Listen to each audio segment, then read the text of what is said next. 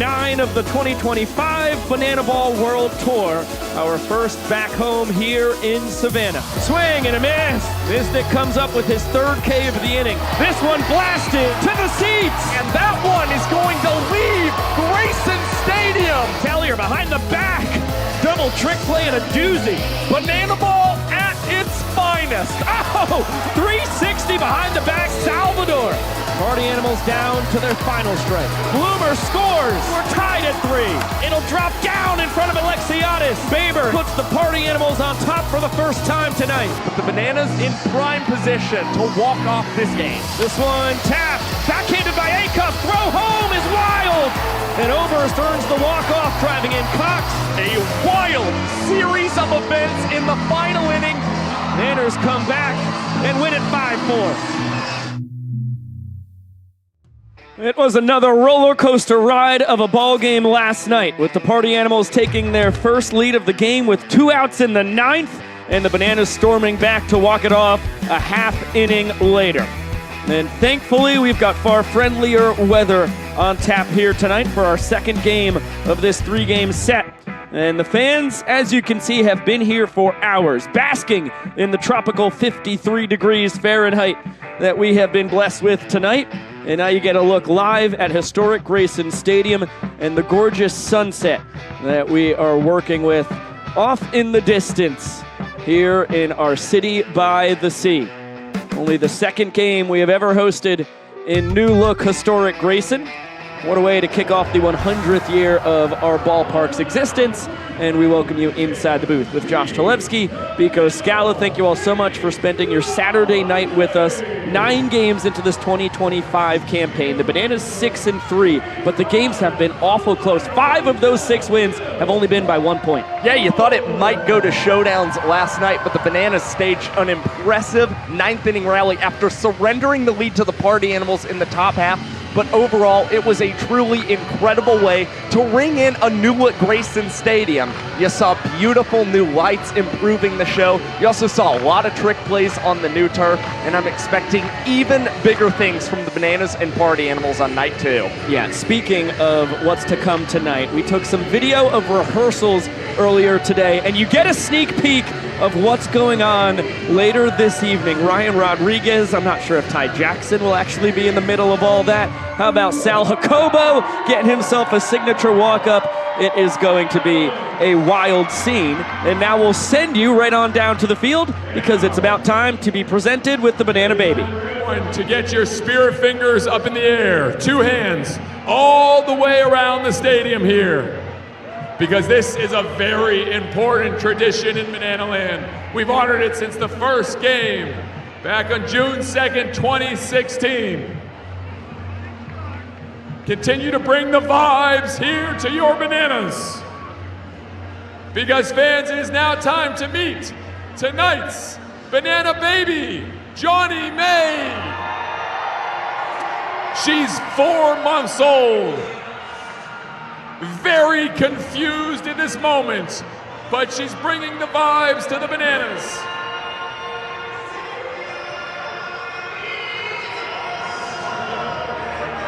And here she comes. Tonight's Banana Baby, one more time for Johnny May. Johnny May!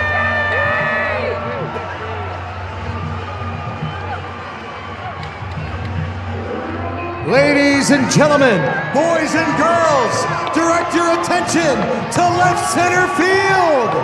They're the wildest, craziest, sexiest, most outrageous group of animals you'll ever lay your eyes on. And they're here for just one reason, to party! Here they come! Get loud for the Party Animals!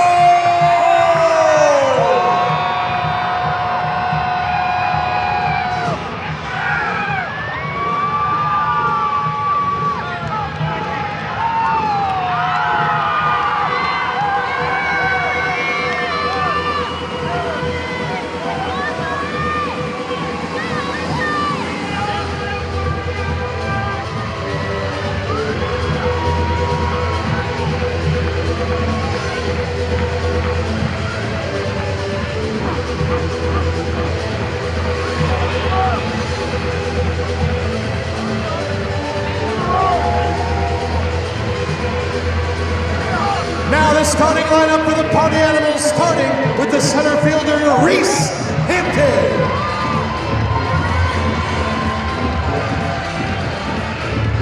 Number 12, Noah Fisher.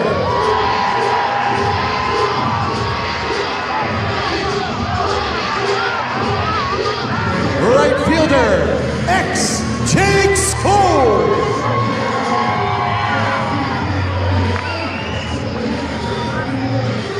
Extra hitter number 5, Andy Cosgrove.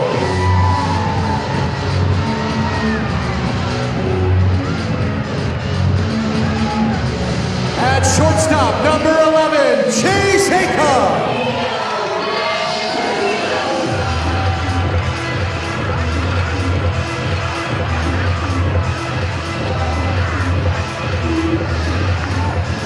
Number 4, left fielder Tanner Tinder Thomas.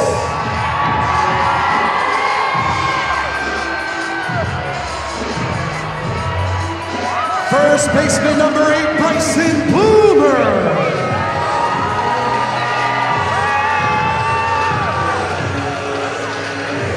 Catcher number 7, Mike Baba the Basehead.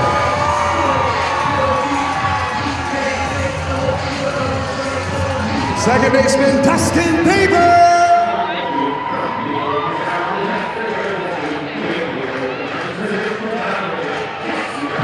And third baseman, number 20, Sal Jacobo.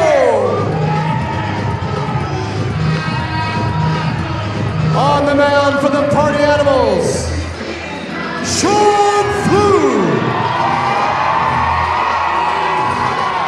The Party Animals are managed by Mike Baba of Bases, assisted by Thomas Semino and Anthony, how you doing, Coronado.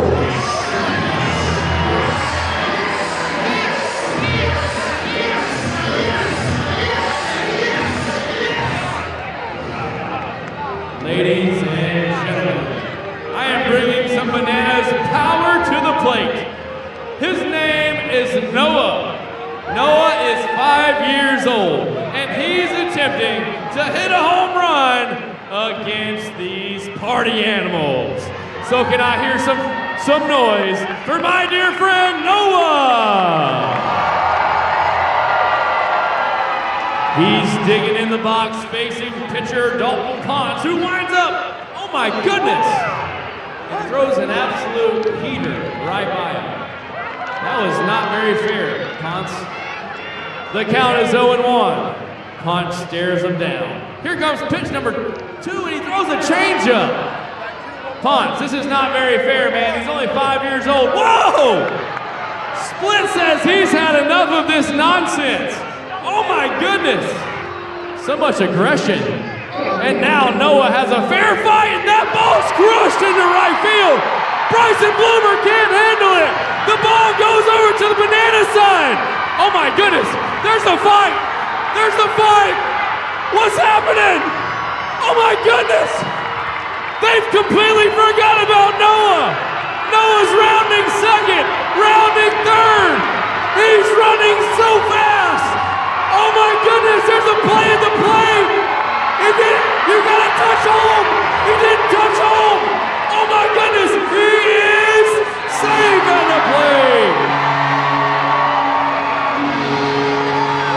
What a gritty celebration before circling back to touch home plate.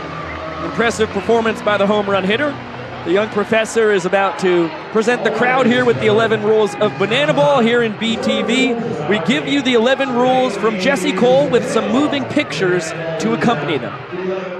The name of the game is Banana Ball, and this is the fastest, most entertaining game in sports. Rule number 1, win the inning, win the point. If you score the most runs in an inning, you get a point. The most points win the game. But in the last inning of Banana Ball, every run counts as a point. Rule number 2, there is a 2-hour time limit. No new inning can start when the clock hits 0. Rule number 3, if you step out of the batter's box, it is a strike. Rule number 4, no bunting. If you bunt, you're thrown out of the game. Rule number 5, batters can steal first. Rule number 6, No walks allowed. It becomes a ball for sprint until every position player touches the ball. Rule number 7, no mound visits. Nope. Rule number 8, if a fan catches a foul ball, it is an out. In banana ball, everything's in play, so you better be ready. Rule number 9, the showdown tiebreaker. If the game is tied at the end of 9 innings or when time expires, it is pitcher versus hitter with one fielder, and the hitter has to score. Rule number 10, the banana ball challenge rule. You, the fans, have the opportunity to challenge a ruling on the field. Rule number 11, the golden batter rule. A team can send up any batter to hit in any spot in the lineup. This is guaranteeing the best possible matchup at the end of the game when it matters most. These are the official rules of banana ball. And welcome back to historic Grayson Stadium. Another look at the gorgeous night on hand here in Savannah as the young professor finishes up the rules here for the crowd, and we get a player challenge. And those are the rules of banana ball. Prof, we'll toss it down to you, buddy. And now, ladies and gentlemen, it is time for a little competition between the Savannah Bananas and the Party Animals. And tonight, we're going to be testing their agility, their speed, and their teamwork. This one is called Don't Drop the Ball. We have 3 bananas over on first base. We have 3 Party Animals over on third base. When I say go, they're going to pop that beach ball up into the air, and their job is to go one by one, hit that beach ball up in the air until the first team reaches home plate. If they drop it along the way, they have to start all the way back at their starting point, either at first or third base. Bananas, are we ready? Party Animals, are you ready? Then, gentlemen, on your mark, get set, go! It's popped up. All bananas making good moves. Party Animals are moving quickly. Almost goes down. Bananas dropped the ball. They both dropped it. We got to start all over. We got to go back to the beginning. Bananas reset. They reposition. It's hot. They pop the balloon. The bananas are hitting it with a ferocious force. They're making it. Almost. We got to go back one more time. Run it back, fellas. We got a game to play tonight. All right. Not a great start for either team. Keep it up, fellas. Talk to each other out there. Go, Party Animals making moves. Nobody home. We're gonna run one more time. The bananas are struggling mightily there, but they are giving it an A for effort. Party Animals have a chance. That ball has seen better days. Ladies and gentlemen, this is a battle for the ages. Bananas, a nice tight circle. They're going back and forth. They are still playing by the rules. They're coming in close. Can they get there? And they do, ladies and gentlemen. Skills, agility, teamwork for the Savannah Bananas. All right, that was a nail-biter back and forth. Trying to get that ball through the air, 90 feet. Tricky stuff between the two sides. I mean, who knew the secret was popping the ball? Yeah, it actually became a lot easier for the bananas once they destroyed their equipment. Oh my gosh, the more ridiculous that got, the better it got. Oh gosh. For some more ridiculousness, Sam Bauman down on the field with a couple of last night's stars. Hey, Biko, Josh, yeah, he was the showman of the night last night. The greatest showman of all time, of course. Jackson Olsen. Jackson, yesterday, you know what? You gave me credit for your big home run, but you went 3 for 3. You had an incredible trick play pulled off there. And I reflected, and I can't take the credit any longer. In fact, I saw Instagram this morning. Perhaps somebody else could take the credit for maybe scripting that home run last night? Yes, Jesse Cole can take all the credit. He did say that I was going to hit a home run in this opening series at some point. He didn't say it was going to be on the first pitch that I saw of the weekend. So, yeah, shout out Jesse Cole. Thank you. Now, knowing that, is there anything else you'd like to maybe work into the script this weekend that we can maybe try and plan in there for you? Yeah, 2 more Bananas wins, a couple more home runs maybe. Yeah, also Justin Hewitt, our strength trainer, also called the home run. So that's an unnoticed one that happened, but yeah. It sounds safe to bet on Jackson Olsen. Now, Jackson, I saw the trick play. It looked brand new to me. I don't know if you pulled that one off before. Ryan Cox was telling me you did have a new trick play in your bag. Was that it, or are we going to see it maybe later on in the series? That was not it. I need a good ground ball for it. I didn't get one yesterday for it, so hopefully tonight it happens. All right, Jackson Olsen, he's fired up. We'll check the script for tonight. Hopefully another home run or so, Jackson. We'll check it. Or 3. Yeah, 3's fine. Hey, Jackson, good luck tonight. And yeah, luck is exactly what he's going to need, guys. That's right, because we're talking with the party animals now. It's no Fisher. He had himself a heck of a night last night as well. No, it was a cold night, but I saw you coming towards home after that big hit. Any question you were going to be taking a dive there at home plate to go swimming? You know I love to swim, and you know we love to party.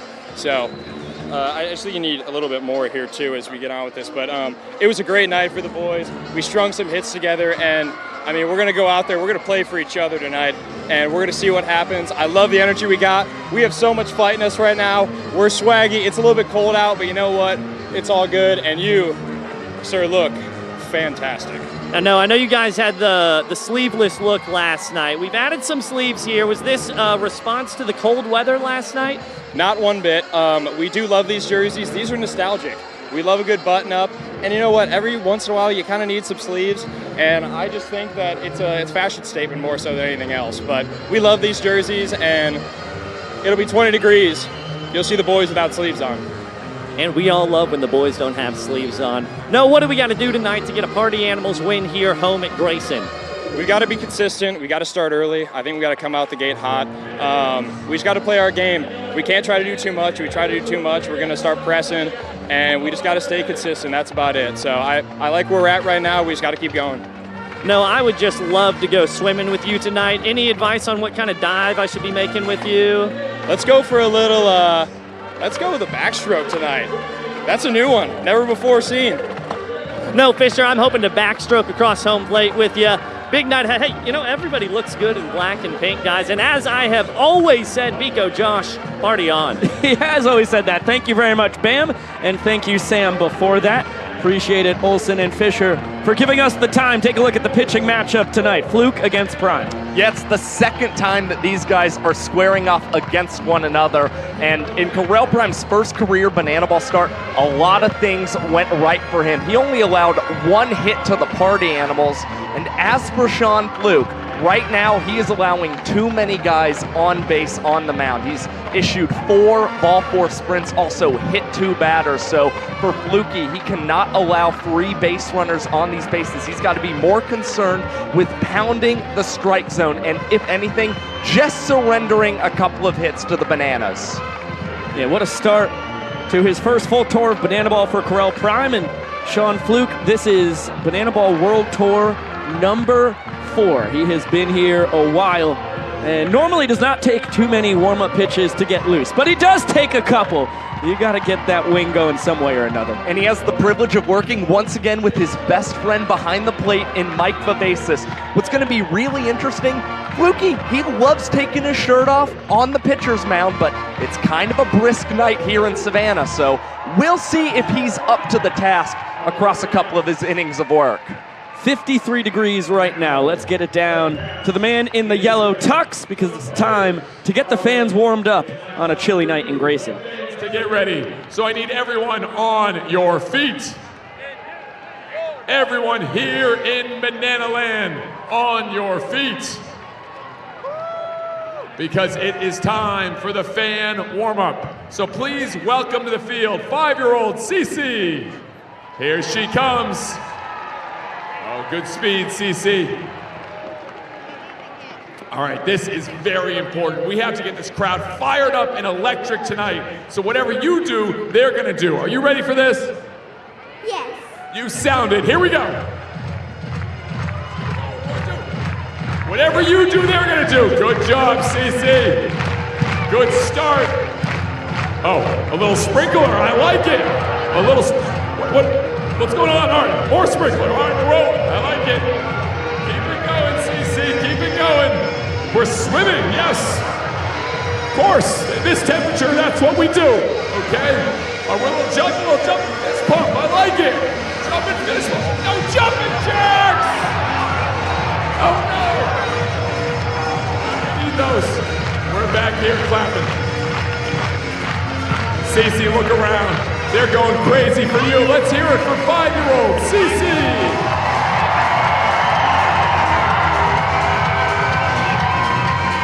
What a tremendous job done by CeCe. Good to get the people here in the 912 moving and grooving. But now I hope you all have your voices prepared at home because the young professor is taking over again.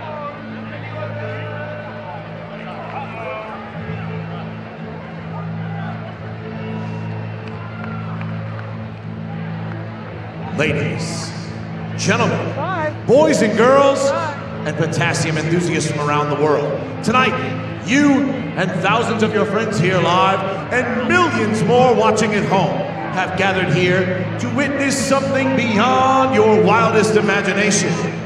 From Montana to Savannah, from the Isle of Man to Tokyo, Japan, the Banana Maniacs come from across the globe to witness this. This is not baseball. This is the crucible where the fastest, hungriest, and most entertaining players are forged. This is a game of the fans, by the fans, and for the fans. But this is not your granddad's pastime. This is not just another night at the ballpark.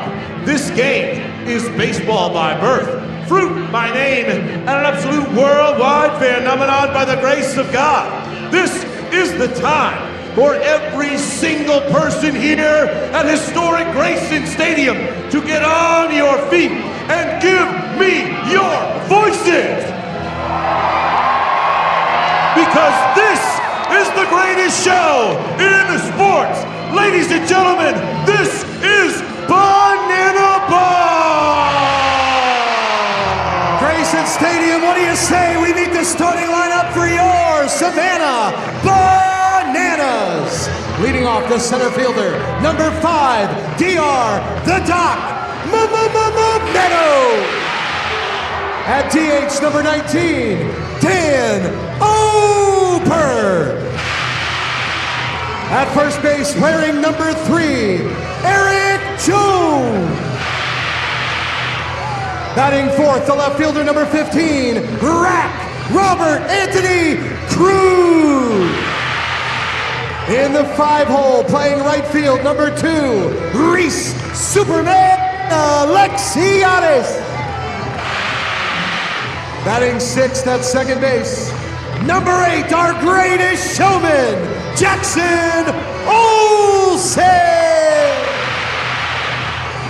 Behind the plate, numero uno, the captain, Bill Leroy. The extra hitter, number 18, he does it all, Danny Hosley.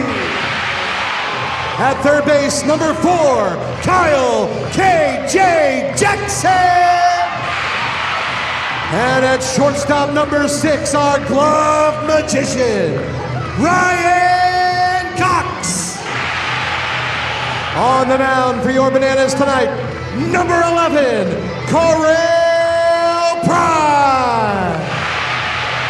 Your Savannah Bananas are managed by Tyler Gillum, assisted by Adam Virant, Eric Fox, and Reggie Horton.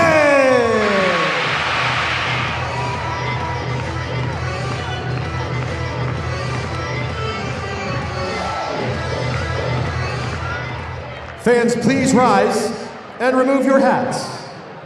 Here to honor America with the singing of tonight's national anthem, please welcome Christy Hack. Oh, say, can you see by the dawn's early light what so proudly we hailed at the twilight's last gleaming, whose broad stripes and bright stars through the perilous fight o'er the ramparts we watched were so gallantly streaming. And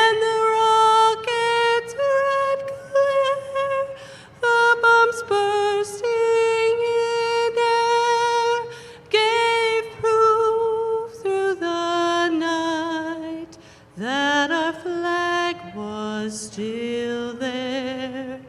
Oh, say does that star-spangled banner yet wave o'er the land of the free and the home of the brave? Ladies and gentlemen, Christy.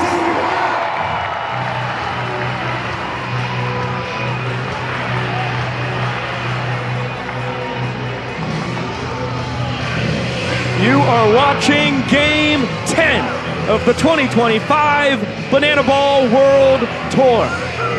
Bananas 6-3, the Animals the inverse, 3-6. And Reginald Horton dancing up and down that line as big a reason why the Bananas out to an early 3-game lead on this 2025 tour. He is the cheat code to any coaching staff. There's the endless energy. Let's take a look at the Party Animals starting lineup tonight. Same top 3 across these first 10 games. Reese Hampton, Noah Fisher, and Jake Skoll. But finally a switch up in the cleanup spot. Andy Cosgrove switches spots, elevating up to take over what has been Tanner Thomas's place across the first 9 games. Chase Haycuff still in the 5-hole. There's Thomas batting 6th. And then Bryson Bloomer, Mike Vivacis, Dustin Baber, and Sal Jacobo to round it out. With Jake Skoll's the guy that you're watching. He's had an extra base hit in all but 1 game on this year's World Tour. And Andy Cosgrove elevated into this cleanup spot, considering he is still leading this year's World Tour in runs batted in and had 2 last night for the Party Animals. And as for Reese Hampton, 3 hits already batting in the first inning of play this season. He's hoping to get something started for the Party Animals tonight. Yeah, Hampton and Fish are both still below the Mendoza line when it comes to batting average, but the pair of them with a pair of hits each last night in the 7th and 8th innings. Singles for Hampton, a homer and a double for Fisher. But they've got a tall task, literally and figuratively. 6'5" Correll Prime has been phenomenal, and it looks like he has earned himself quite possibly a permanent spot in this Bananas starting pitching rotation. It's his 5th time toeing the slab this season and his 2nd start of 2025. In the first start of his Banana Ball career, 4 innings pitched, only 1 hit allowed, 1 earned run, 3 ball 4 sprints, and 3 strikeouts. After a 7-minute first inning for Prime, the next 3 innings of his were thrown in 3 minutes and 34 seconds or less. Really impressive stuff, and he's hoping to keep that going tonight at Grayson. And who doesn't like eating ice cream? That's a guilty pleasure of mine as well. Prime, with the boys rocking the white unis for the first time this year. Let's take a look at the defense behind Prime. The outfield, the typical cats out there, left to right. It is Cruz, Meadows, and Alexiadis. In the infield, 3rd to 1st, Kyle Jackson, then Cox, Olson, and EJ, and behind the dish, Bill Leroy. Well, last night, Ryan Cox led all defenders with 3 trick plays. He's already enjoying the new turf, but you gotta look out for KJ Jackson at 3rd base. We saw last Saturday, he had 5 trick plays in the ball game, 4 at first and 1 at 3rd base. And his hands literally do hover like that. It's really an impressive trick that K-Jack can pull off. And now let's toss it on down to Jesse Cole so we can start the clock. Banana Nation, it's time. On 3, I need everyone here to yell, start the clock. 1, 2, 3. Showtime. Leading off for the 2-hour timer starts ticking. If it ends before we get to the 9th inning, then whatever inning we are in will be the final frame played. As it happened in a Savannah Bananas game since the 2023 World Tour. It only happened to the Party Animals once last year. It was here in Grayson against the Firefighters. And it was just at the very last second. This man, Reese Hampton, at the dish, earned a sprint when the 3rd out would have sent the game to the 9th. Wasting no time getting after it here tonight. 2 pitches in, he's got himself a knock. We saw him reach base twice last night for the Party Animals. With that base knock, he collects the 100th Party Animal hit of 2025 already. Now Noah Fisher, who had a big night a night ago, is hoping to tack on another. Well, that's singles and 3 straight trips to the plate. Going back to last night for Hampton. Talked about it a couple moments ago. Fisher trying to make it hits in 3 straight trips to the dish as well. Found his power last night. Blasted a ball off the top of the left field deck. The most prolific of the 4 home runs we saw last night. And he just barely gets a piece of that. Leroy not able to squeeze the foul tip, so another life for Fish. Again, you saw some frustration for Bill Leroy, pounding the fist into his glove. Wishes he could have came away with that one for the punch out. Now Prime checking on Hampton at first base. Nasty pitch, once again Fish. Able to spoil it though. That looked like the changeup from Prime. It's a 4-pitch guy, throws a lot of sinkers. Cutter and slider as well. There's the change again. This time Fisher lays off.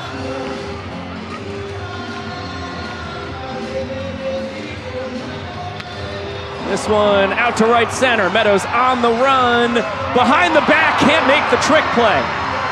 That's a costly mistake. Hampton's going to stop at third. Fisher follows into second. Pair of runners in scoring position, still nobody out.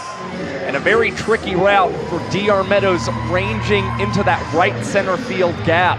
I'm impressed that he attempted to field that one behind his back as he was still on the move. And I think it's the fact that he was still in a sprint. That's the key reason he wasn't able to come away with the trick play out.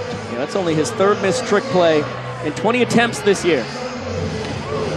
14 years of minor league baseball experience between pitcher and hitter here. Skoll's the hottest man in Banana Land at the dish. Knifes that one foul, look out. One hop into a merchandise container over there. Skoll leading the Party Animals with his .405 batting average. His .469 OBP, second only to Jason Swan. And has the longest active hitting streak in Banana Ball at the moment, 11 straight games, and that dates back to the 2024 World Tour. Great take, watches the changeup float out of the zone. Banana's infield in, right side especially. Left side kind of playing halfway. Surprising. Skoll's power mostly to the pull side, but he's got a lot of juice the opposite way as well. This time he yanks that under the glove of EJ. Fisher gets a stop sign, so 1 run home. And we'll await the official scoring decision. That's a barrel and that's a single. I agree.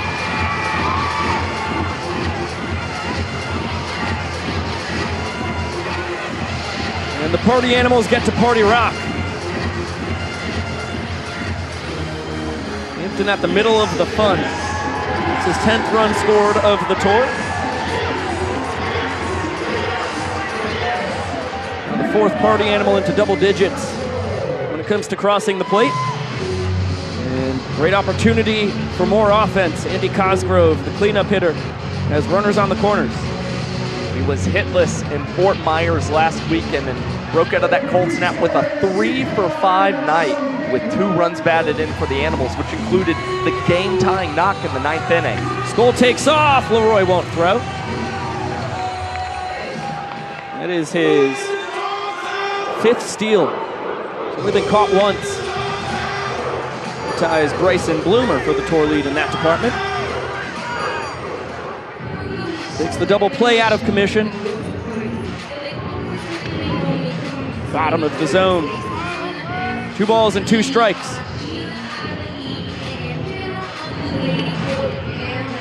And that is another full count. It's been a laborious start to Correll Prime's night. He gives up the sprint here. Fisher and Skoll will both score easily. All 7 Bananas behind the pitcher and catcher have to touch the ball before it is live. They play it perfectly, and Cosgrove content with 1 base, driving in his 16th and 17th runs of the tour. Nobody in his stratosphere there. And what an opportunity for Jake Skoll. Guy who waited for 7 years of minor league baseball before he went to college. And the UGA man cannot sink it. You have got to be beeping me, Skoll! That is not what a University of Georgia education is all about! So emotional. Dude, I'm going to leave the booth. I will leave the booth and try that shot. Put me in the celly. Oh, man.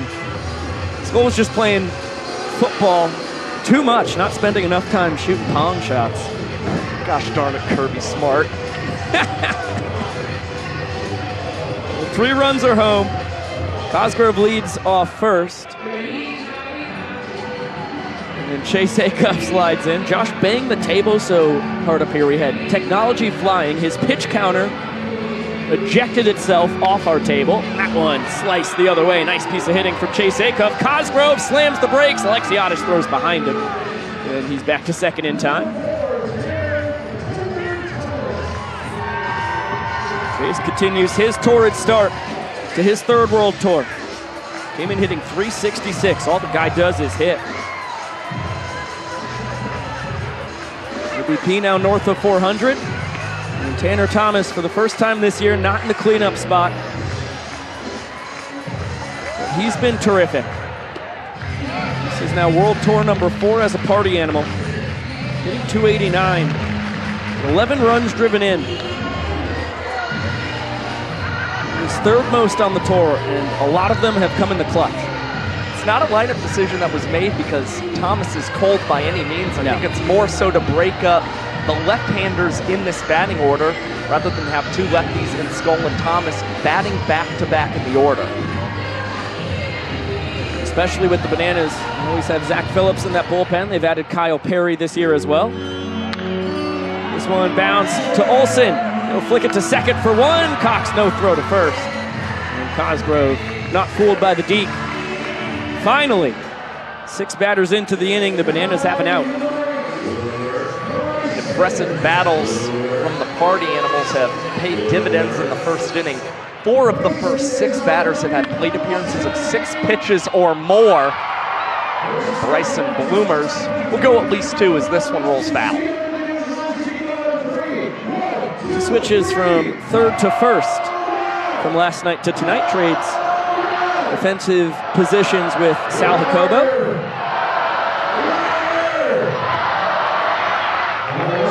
Ball and a strike on the boomer. Hitting .294. Reaching base at a .400 clip. Back ahead in the count.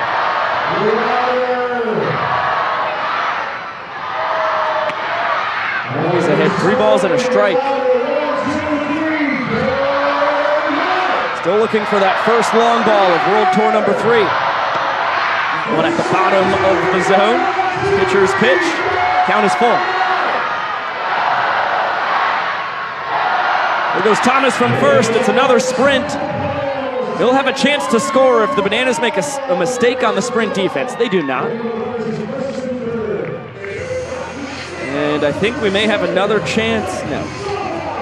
Thought they might give Andy Cosgrove a shot at nailing that last Pong Cup. No cigar. I mean, that's a guy who has been shooting Pong. England, France, Czechoslovakia, Australia, naturally. You'd think all that worldly experience, they could have finally won this make-believe game of beer pong. 0-2 count here on Mike Vivacis. 0 for 3 on the tour, but 1 for 3 in quality at-bats. Last time up, hit a ball at least 100 miles an hour to left. Was robbed of a knock on a great diving catch by Robert Anthony Cruz. From 0-2 to 2-2. And a check on Bloomer, you gotta do that. Man tied for the tour lead in stolen bases. There he goes. Fouled at the dish. Bava had to protect the plate. Bloomer trying to put the same pressure that Jake Skull put on Prime. Trying to get 2 men into scoring position for the party animals. Now Prime coming set with another 2-2. Rolled over to Ryan Cox, between the legs and a flip behind his back. Vivacis, hardly hustling down the first base line, is still able to reach due to a high throw from Jackson Olsen. And he'll get an RBI for his troubles. Another look, Cox gets the trick play, but Olsen just flicks it Never a chance for EJ to snag that. It's the old AWOL Nation special. Sailed it. Take a look at Mark Smith. Pitch running for the Party Animals catcher. Well, Sean Fluke's got to be a happy camper. 5 runs of support. Dustin Baber trying to add to the tally. He's ahead 2 balls and no strikes.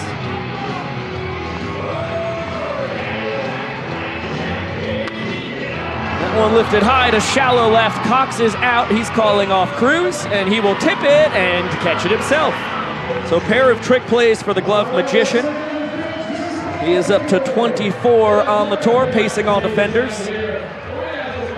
But the real story, the Party Animals offense. They capitalize on a missed trick play on the second play of the game and bring home 5. Yeah, laborious inning for Correll Prime, and with not a lot of good command on the pitcher's mound, but we'll have a chance to rebound in the coming innings. As we look at Sean Fluke taking the mound for the Party Animals, who is making his 3rd start of 2025. However, for Fluke, he's allowed 4 walk-offs through these 3 outings, and he's putting too many men on base, almost 2.5 base runners per inning pitch, and it's come because of 4 ball 4 sprints, 2 hit by pitches, and 6 hits allowed. So for Sean Fluke, it's got to pound the strike zone tonight and at least make the Bananas hit him hard if they're going to get some runs across tonight. And we're still waiting on checking that off the bucket list, skydiving into a game. I'm sure Fluke will get to do it before long. Let's take a look at the defense behind him. Left to right in the outfield tonight, it is Thomas, Hampton, and Skoll.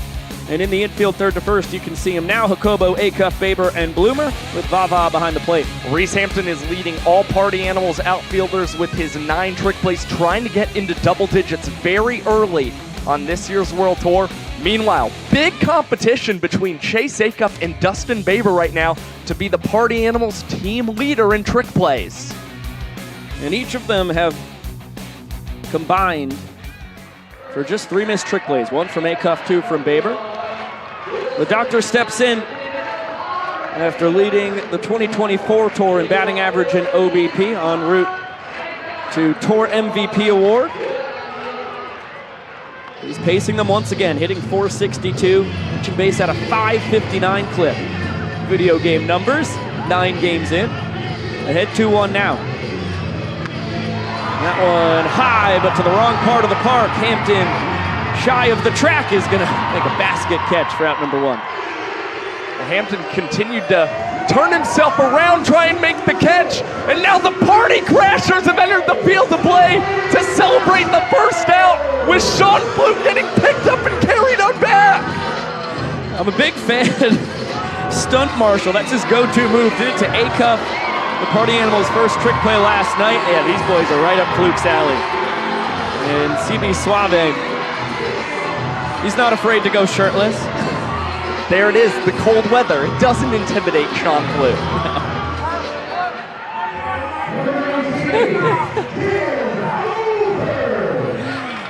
Oh boy, and naturally, with a Florida boy on the mound, Georgia boy and a Florida boy making up the Party Crashers. A Florida boy at the dish, hits it to a Florida boy at short, and just in time, what a play from the shallow outfield. Chase Acuff takes care of Dan Oberst. That is St. Pete on St. Pete crime. And a big celebration from Acuff. He's even got the guys in the dugout doing it along with him. Incredible range and a perfect hopper over to Bryson Bloomer with a nice stretch at first base. 2 quick outs for Sean Fluke. Now Bloomer, ranging in foul territory, cannot make this one over towards the Bananas bullpen.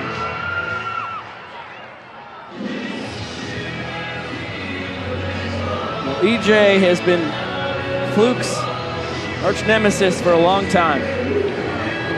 Goes back to the 2022 World Tour. Big swing and a miss. Blows Sean off the mound. In command of the count. Fires the 0-2 wide. He's out there bringing the boom. It's a Chapman getting in on it. Fluke's personal catcher as well. And that one chipped foul. Oh, what a job. doesn't count, but that was snazzy from Jacobo. Hey, get your practice in before that one stays fair. So another 1-2. There's the 12-6 curveball. Looks so good coming in, and then the bottom falls right out of it. EJ's all business. He's trying to do damage. Gets the hands in. This one deep to left. Eric Jones Jr. See you later. First bomb of the tour. And EJ now up to 23 on the career. We fell 2 behind Jake Skoll for Banana Ball's all-time home run lead. Is now down just 1. And he had no home runs at Grayson a season ago. The lights have been killed here in Grayson, and now we see why.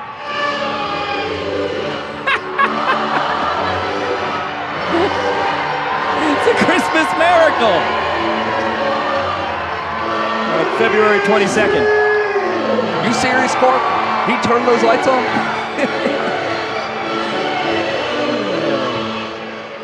Never too late to get the Christmas lights going. EJ, look at that. That is a smooth swing. And I'd say he has the new dimensions of Grayson Stadium. Now 3:14 to left instead of 3:22, with home plate moving up 15 feet. Would have been a double any of the previous 99 years of existence here in Grayson, but this is year 100, where that's a bomb, and now Skoll hustling in is going to try and trap it against the glove. Comes up empty. Cruz knows that the Bananas need base runners, so no need to try and grab an extra bag.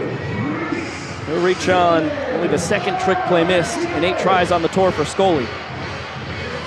Yeah, that one just high and arcing. We've seen Skoll collect a lot of the traps on the line drives hit to him. Those seem to be much easier for Skoll to gather. The high pop and him having to wait to come down with it. Wound up ricocheting quite a bit off of the glove. Luis Alexiadis sends this one high and deep to center.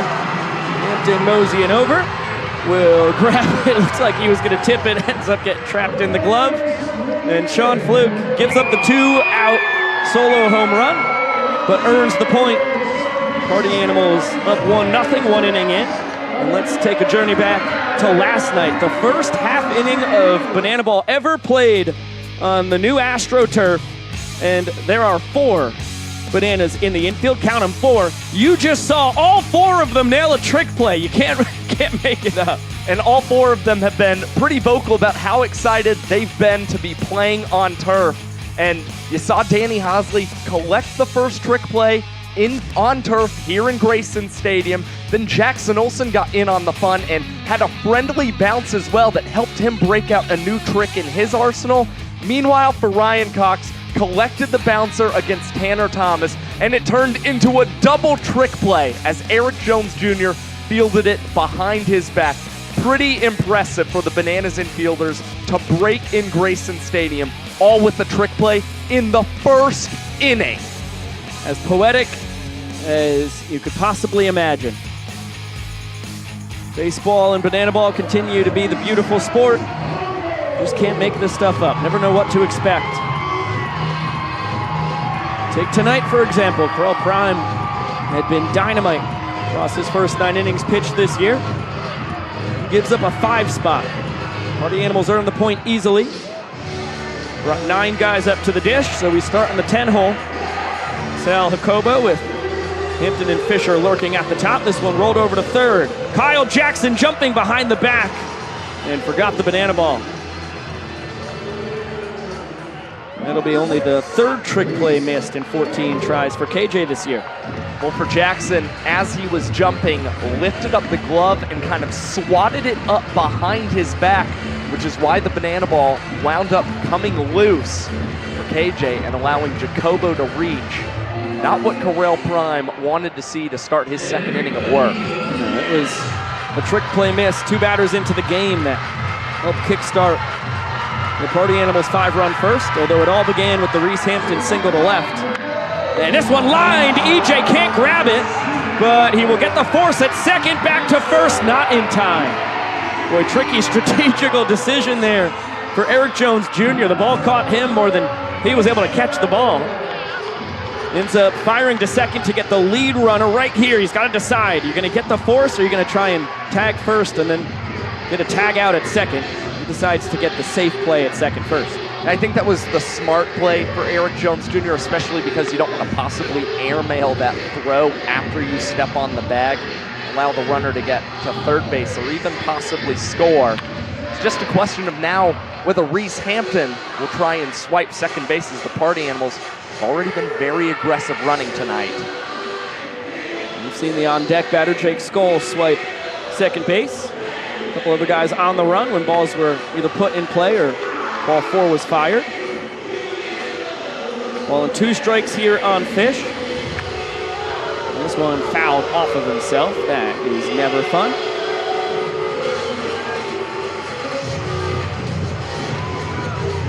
Miller reached on the miss behind the back catch attempt by Meadows in center. Then the wheels came off for the Bananas after that. That is a swing and a miss. Grimes' first punch out of the night. Nasty slider there. He really needed that one. We've seen Prime continue to try and locate on the outside corner against a lot of right-handed batters tonight. He's continued to pull them and really make Bill Leroy stretch out there to keep them from going awry. So nice execution there from Prime to finally get that chase against Fisher. Skoll swings through the changeup. Bounced a hot shot under the mitt of EJ his first time. Was stung. Single in the book. This one he lifts deep to center. Meadows back, checking the wall, back pedaling, and collapsing on the warning track. Will put it away for out number 3. Prime picks up his defense after the inning starts on the missed trick play. Adventurous route for DR Meadows, finally tumbling down and making the catch. And Prime able to bounce back a clean inning in 2 minutes and 57 seconds. Well, as we head to the bottom of the second inning, this is a time that we love to educate, nail down some banana ball basics, and finally time to touch on rule number 4, no bunting. As simple as it gets, it's because bunting sucks. If someone does try and attempt to bunt, they will be ejected from the game, but because that has happened so rarely in banana ball history, we have an artist rendering for you to understand how this works.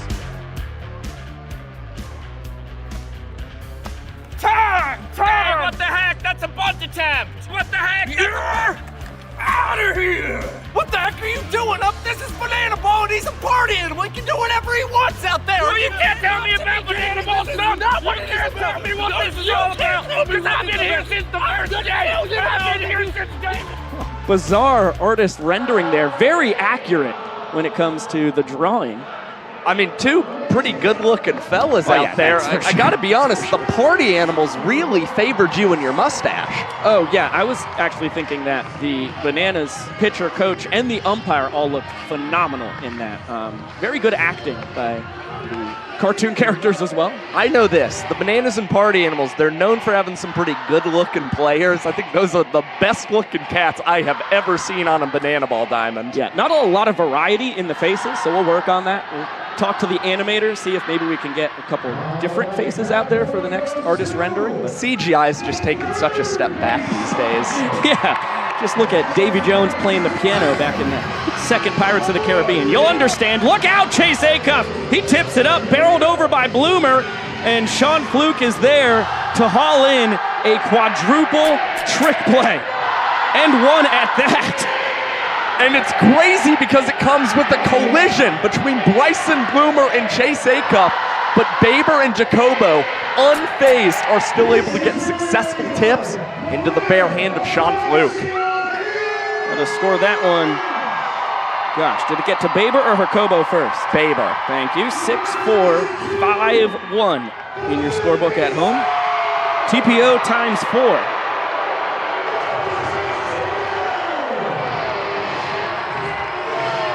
Now Bill Leroy could tie this game in one fell swoop. Homered last night, his second long ball of the tour, up to 9 in his banana ball career. This one stays within Grayson, And Jake Skoll with the tip drill trick play in right for out number 2. A lot of tips in the inning for the party animals. Skoll getting in on the action. How about that? Throwing a souvenir out to the fans sitting in right field, too. Well, Fluky working on a quick inning. Has to get by Danny Hosley, who is 3 for 10 on this young tour. Reaching base at a 500 clip. Tiny sample size. That goes without saying, but Hosley with an excellent start to the tour offensively.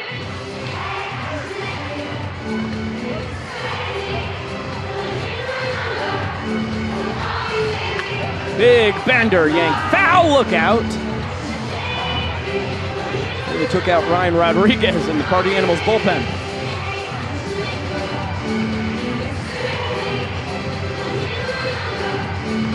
One, two. This one lifted. Deep to left center, Hampton calling off Thomas. He will tip it up, Tanner will put it away. And how about that? 6 trick plays on a 1-2-3 frame for Fluke and company. And you see the celebrations all around. Nearly every player a part of touching the banana ball in this frame as Sean Fluke throws the inning around 2.5 minutes there for the boys in black and pink. Yeah, funny enough, Bryson Bloomer, the man who took out Chase Acuff on the quadruple trick play out, is the only guy who didn't get to touch the ball in that frame. And the Banana Band with the Mandanas in tow, blasting away as we head to the third. 1-0 lead for the Party Animals in the all-important points department.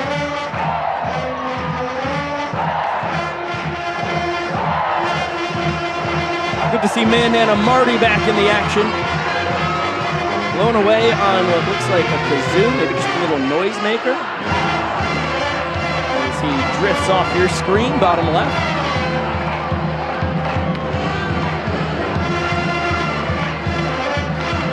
Boys are jamming away down there. And one of Jesse's favorite moments of every banana ball game. Let the brass band eat.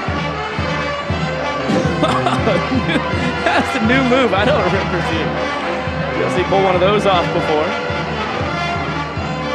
It's going to be the meat of the order here for the Party Animals. 4, 5, and 6. Cosgrove, Acuff, and Thomas as Prime bounced back excellently after the 5-run first inning. Faced 4 Party Animals in the second. Really earned 4 outs thanks to the trick play miss. We went from 45 pitches in inning number 1 That's to a lot. 13 in inning number 2. That is definitely a massive improvement. I'd say so. This one bounces pretty good there for Bill, who will hold the pose. Andy Cosgrove thinking about trying to steal first for the first time in his banana ball career. The key to the steal of first is you've got to commit to leaving the box as soon as possible. Cosgrove didn't, and that's why he ultimately opted not to advance as Bill was scrambling after that one. Andy earned a ball 4 sprint his first time. He was one bad one from Prime. Away from adding another here.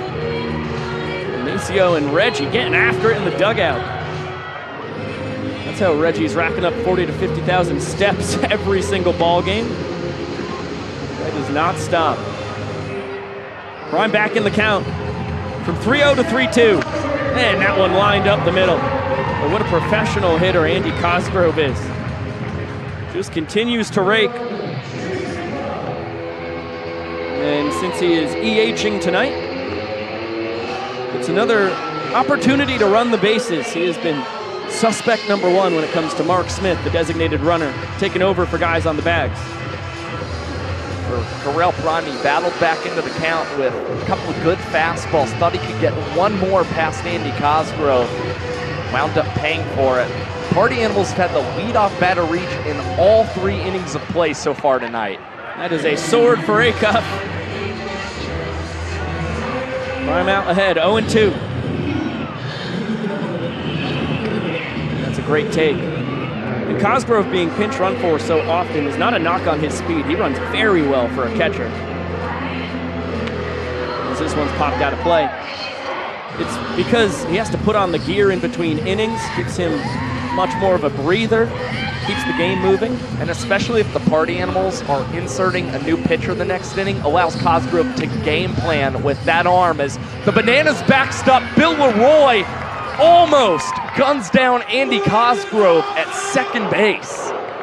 Well, that was the first stolen base attempt of Andy's career. Bang, bang at second. Chris Walker says Cosgrove in there safely. Tough to tell on the replay. Had a couple of close calls tonight. Neither team wanting to lose their challenge early. If they challenge and the call is not overturned, it's gone. If it is overturned, they retain the challenge opportunity. Cox bounced behind the back to the glove, over to EJ, who catches the throw between the legs. Dazzling double trick play. Already 11 in the ball game, and who else but Ryan Cox to collect the 200th trick play of 2025 in game number 10 of the tour. Well, we got to the 100th trick play in game number 5, so the boys keeping pace. And of course, trick play number 201 on display there as well. EJ the benefactor.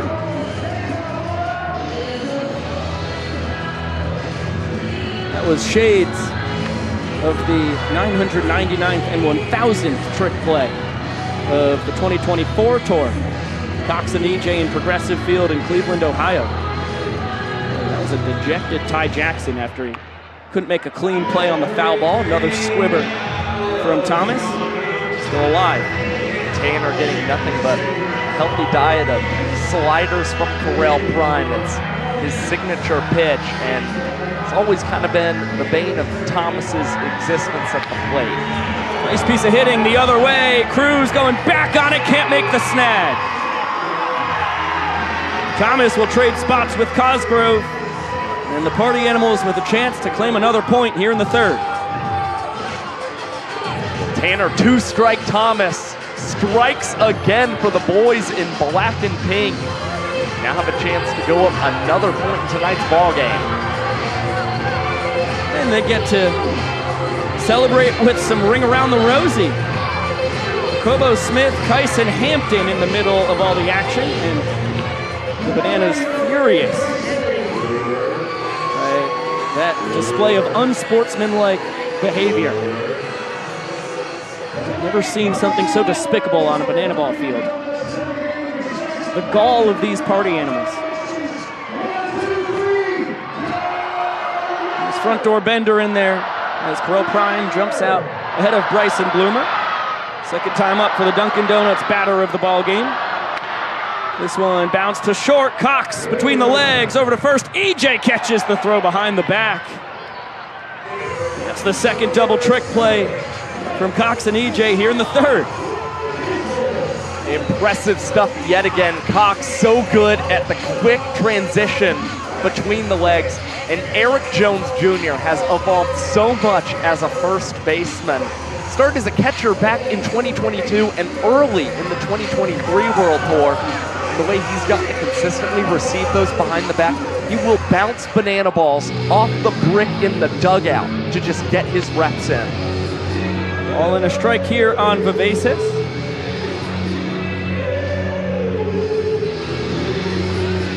Thought about it, but does not bite on the slider well outside.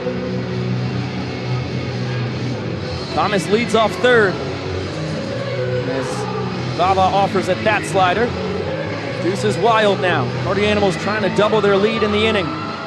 Swing and a miss, a sword at that. Healthy diet of sliders, and Prime limits the damage to just one run. Let's send it down to the field. Brand new promo. Celebration for the ages. When I say ages, I mean ages, if you know what I mean. Joining me on the field, we have Jane and John. They have been married for 17 years. 17 years is plenty of time to celebrate, so we're going to give each of them an opportunity to celebrate with one of our Banana Ball teams, and you, the fans, are going to decide who has the ultimate celebration. John, you're going to lead us off.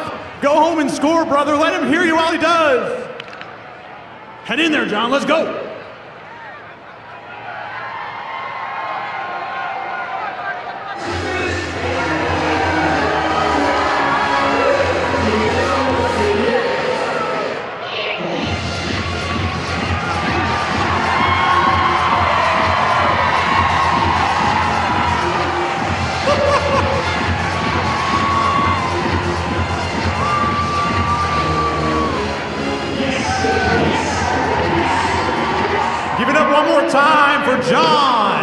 All right, Jane, that's going to be pretty difficult. Oh, my goodness.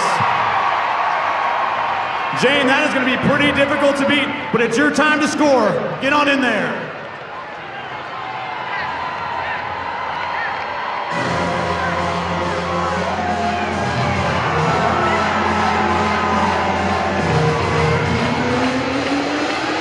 What is this? Hey now! Hey now!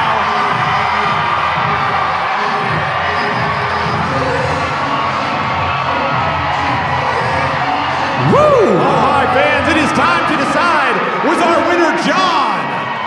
Or was our winner Jane?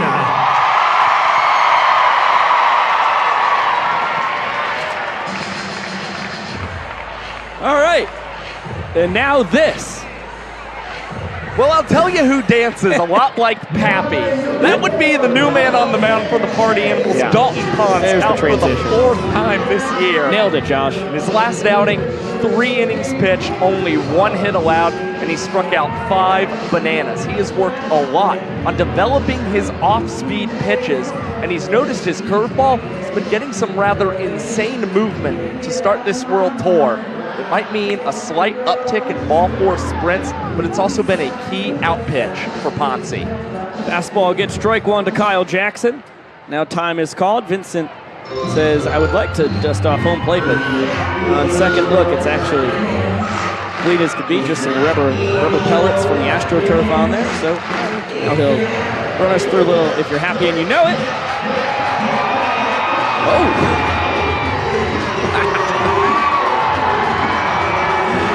Stuff, Vince. Can't believe he didn't break these moves out with Jane.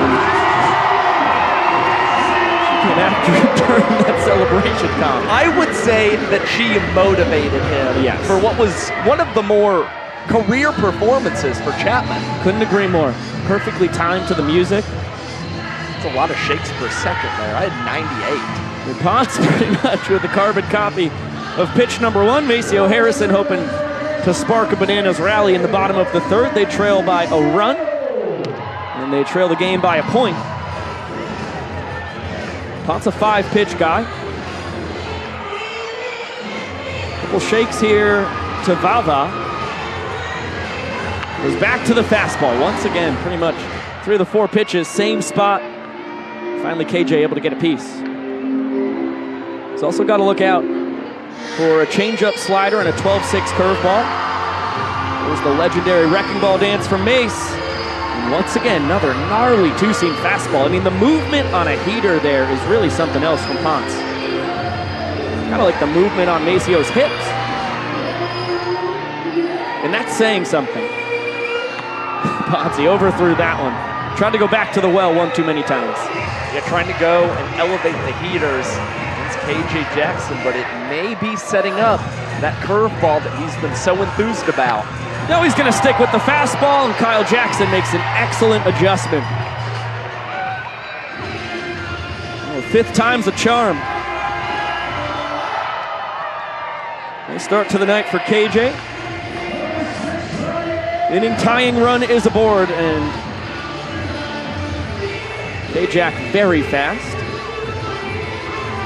Successful in his lone stolen base attempt thus far this year. Uh-oh! Ryan Cox! Deep to right!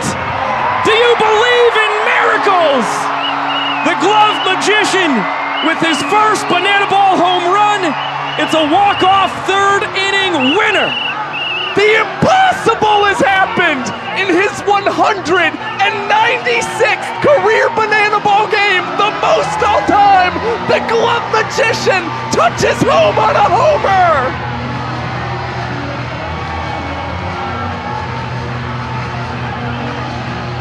How about the celebration? Sam Bauman, you've got our hero.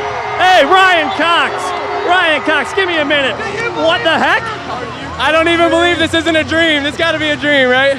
What? Holy cow. Ryan, you told me this was coming this year. I did. I commented on Jesse's Instagram post today. Please scrape the home run for me. It was day 1 of commenting on his post, and day 1 worked. So thank you, Jesse. Beautiful moment from Ryan Cox. Beautiful moment here. of teens in foster care without a permanent home. To raise awareness and support this community, we created Bananas Foster, the official nonprofit of Banana Ball. Our organization is dedicated to celebrating the foster care community while educating and inspiring others to get involved. Tonight we are celebrating the Martin family.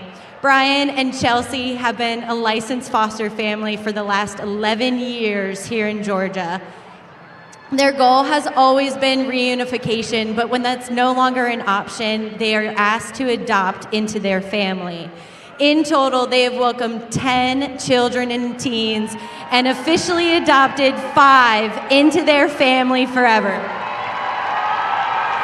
Fans, please help us celebrate the Martin family for making a difference right here in the foster care community.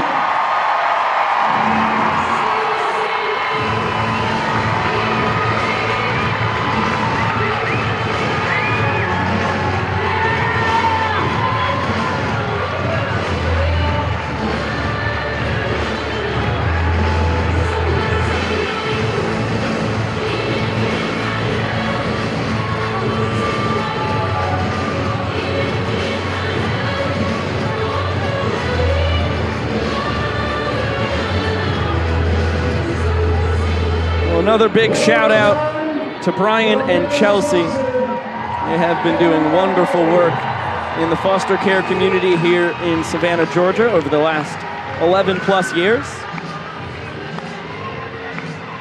That's what the whole thing is about, reuniting children and teens with their biological family. They've done an excellent job of that and have adopted 5 kiddos into their forever family as well. That is beautiful stuff. And that is a beautiful boy who has taken over on the mound. 6'4", tall glass of water, Mr. Andy Archer. Was a rookie last season. Andy Archer balled out in Savannah, Georgia, had a 2-1 record, a 3-minute and 37-second average MPI, and a 3.29 earned run average at home. And he set a big goal for himself this season. He wanted a 3-to-1 strikeout to ball force sprint ratio. Right now, he's got a 5-to-1 ratio. And what's really unique from Andy, and you'll probably see as he continues to pitch in this game, he's been trading hats with fans during ball games and pitching with their hats on his head. Surprising he was able to find a fan out there today with the Savannah Bananas hat. Well, you know, maybe the trade hasn't been initiated quite yet. That's a good point. That's a good point. We'll say, decent amount of fans rocking Bananas hats out there, so it's always a possibility for Andy, should he want to go 1-for-1 swap. 9, 10, and 1 in the order here for the Party Animals. Baber, Jacobo, and then at the top of the order, Hampton. Dustin not happy that he elevated his strike zone right there. Says if Ryan Cox can hit a home run, hey, I blasted 3 of them last year. Those are the first 3 of his career. Time to show him who's got the oomph in the glove first department. Oh, Andy trying to mess with timing, nearly takes Baber's head off.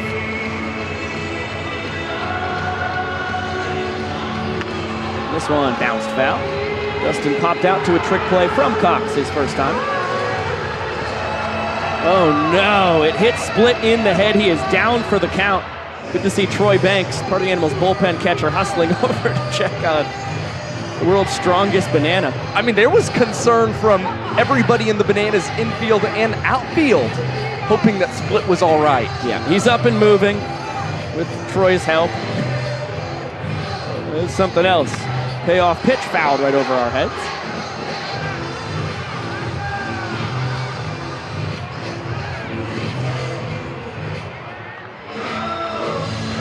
Another payoff coming from Archer to Baber. Fastball right down the chute, spoiled. Good battle right now. The first batter that Archer's had to face. 8 pitches thrown already.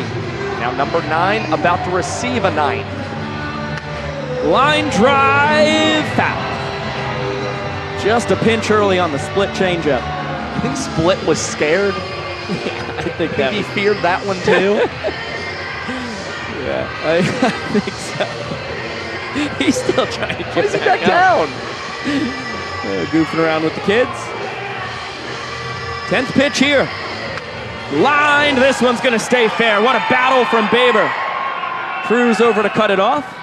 And he'll keep Dustin at first base. Andy chased him all the way down the line. Throw the hands out and keep the barrel through the strike zone. It pays off there for Dustin Baber. In celebration time.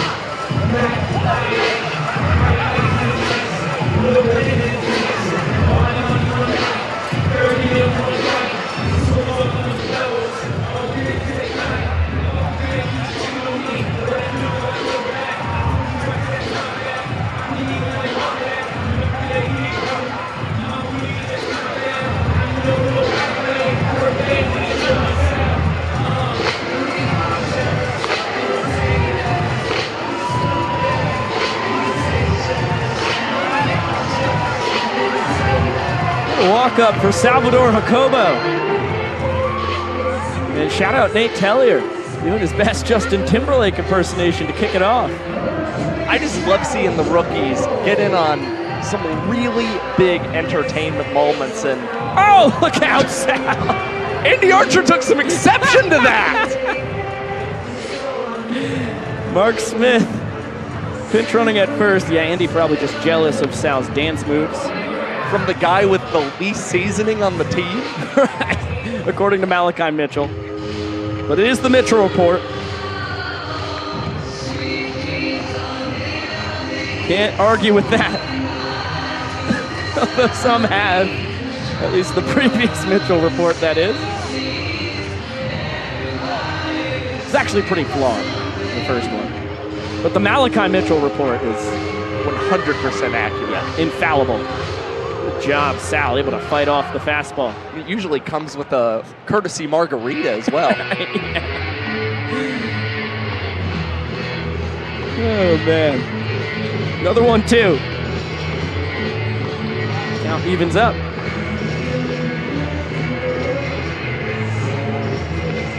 There goes Mark Smith. This one chopped foul. Smith successful in his lone stolen base attempt so far in his career as the Party Animals designated runner. He says, "Can we please wait, Andy?" And that one all the way to the backstop. Jacobo taking off for first. Throw from Leroy on the run! In time! Wow, what an athletic play by the Bananas backstop. Nice scoop from EJ at first. Well, Jacobo did not think twice about trying to swipe first base, got out of the box exceptionally well. But that was athletic range from Bill Leroy on a really impressive scoop from Eric Jones Jr. at first base to catch Jacobo stealing. Wow. Took a perfect play to nab him. You really can't fault Sal for taking off.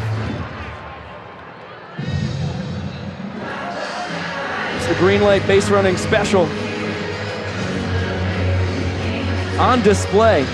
Pressure burst pipes. This is year 8 for Bill Leroy. He's been used to the pressure. So back to the top of the order. And that one skips away from Bill. That would have been a perfect one for Reese Hampton to steal first on, but he didn't realize that Bill had no idea where the ball was. Andy Archer ends up collecting it. Bill thought he had blocked it right in front of him. He was looking down by his shin guards trying to find the banana ball. It was Archer scrambling all the way towards the Bananas dugout to collect that one as Smith gave a pretty wide turn at third, thinking he could possibly score. Infield in now as the cutter misses down and in. All 4 will drive the run in. And there it is. Hampton will take the free RBI. Smith trots home. And Reese is going to challenge the Banana sprint defense and find success. First party animal or Banana to grab 2 bases on a sprint tonight. And now we get another chance. Who's going to be the hero? Milton places the gnome down. Mark Smith, his second shot at the last cup, and he comes up empty. That is a clean miss. A wise man once said, you play to win the game, and you play to sink the shot in Pong. We're talking about practice here. I mean, I feel like these guys are not spending enough time playing beer pong at all. Taking off for third, Reese Hampton, just ahead of the tag from Kyle Jackson, who wants a replay challenge. Excellent throw from Leroy. And the Bananas are going to listen to their third baseman. Challenging the call from Rafi Gonzalez. I think the fans have actually elected to challenge this call at third base. All right, well, we'll get a look here. Tough with Rafi. Obviously, he's got to get the best angle in the house. He's kind of blocking this, potentially being a decisive angle, so we'll take a look from behind home. Let's see, glove tags the base first. Kind of looks like the foot touches the base and the glove at the exact same time. I'm just not seeing an angle that is showing glove on foot before foot is on bat. Agree.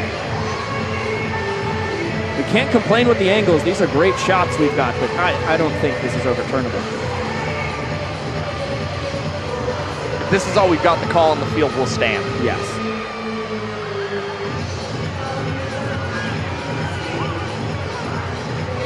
Yeah, that angle coming down the left field line could have been perfect. Now we zoom in.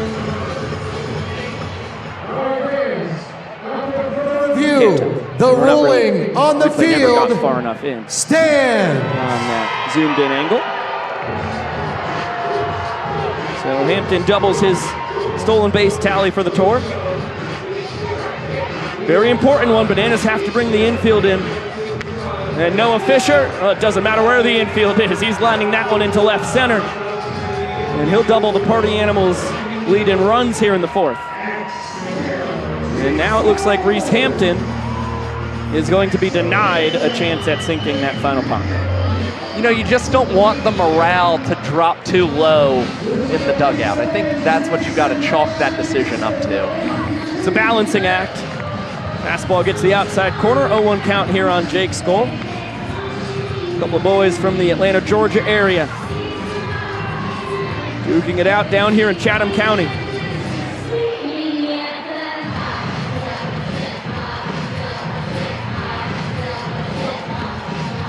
A 2-1 count on Skoll, who is 1 for 2 on the night. Check on Fisher, who's back standing. Skoll out of Roswell, Georgia. Archer from Milton. This one high and deep to center. Jake Skoll off the 16-foot wall. Fisher read it beautifully. He's going to score all the way from first. And Skoll, what a magnificent start to World Tour number 5. The former first rounder has an extra base hit in 9 out of 10 games now. It is unbelievable what Jake Skoll is doing. Of course, joined Banana Ball in 2021 on the One City World Tour and has evolved into one of the greatest bats in the history of this young sport as Andy Cosgrove follows up the booming double with a single into left field. Now Party Animals on the corners. It's a young career. This is only a dozen games for Cosgrove between the Drop Bears and Party Animals. He's making a case for himself that he wants to be one of the most prolific offensive weapons in Banana Ball history. He's 2 for 2 tonight. The ball for a sprint, a couple runs scored. And he's pacing this tour with 17 runs driven in. A reminder, this is game 10. That is an absurd pace. And it's really murderer's row when this Party Animals line up. And they're all swinging the bat well. It is tough to navigate Now you're facing Chase Acuff, who's 1 for 2 on the night. And his batting average is still north of 350. All 4 scores a run, maybe 2. Andy able to dial it up. And a big infield pop. Jackson Olsen making the call. Can't make the catch though. Coming home is Skull. Throw to second for the force out.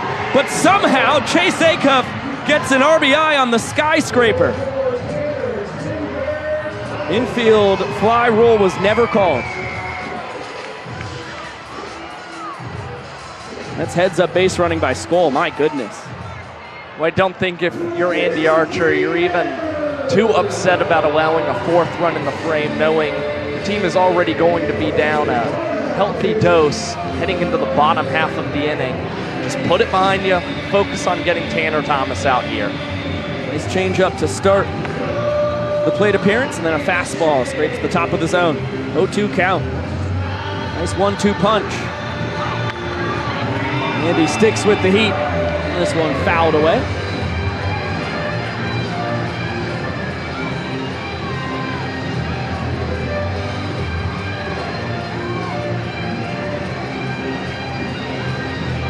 A lot of offense tonight for the Animals.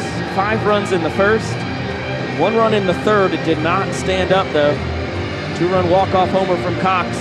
Got the Bananas their first point. Acuff got a killer jump. Ball fouled away though. And Kyle Jackson hoping for room. He's got it. Right next to our third base camera.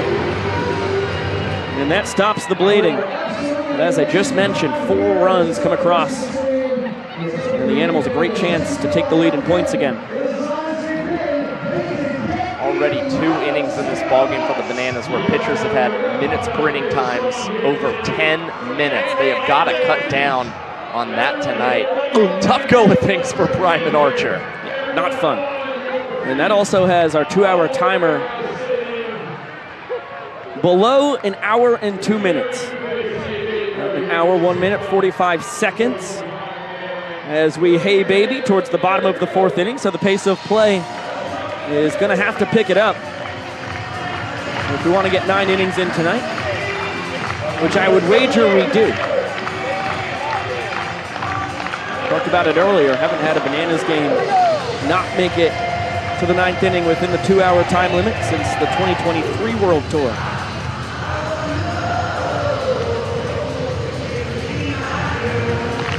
Bananas were 82 for 82 last year in that department.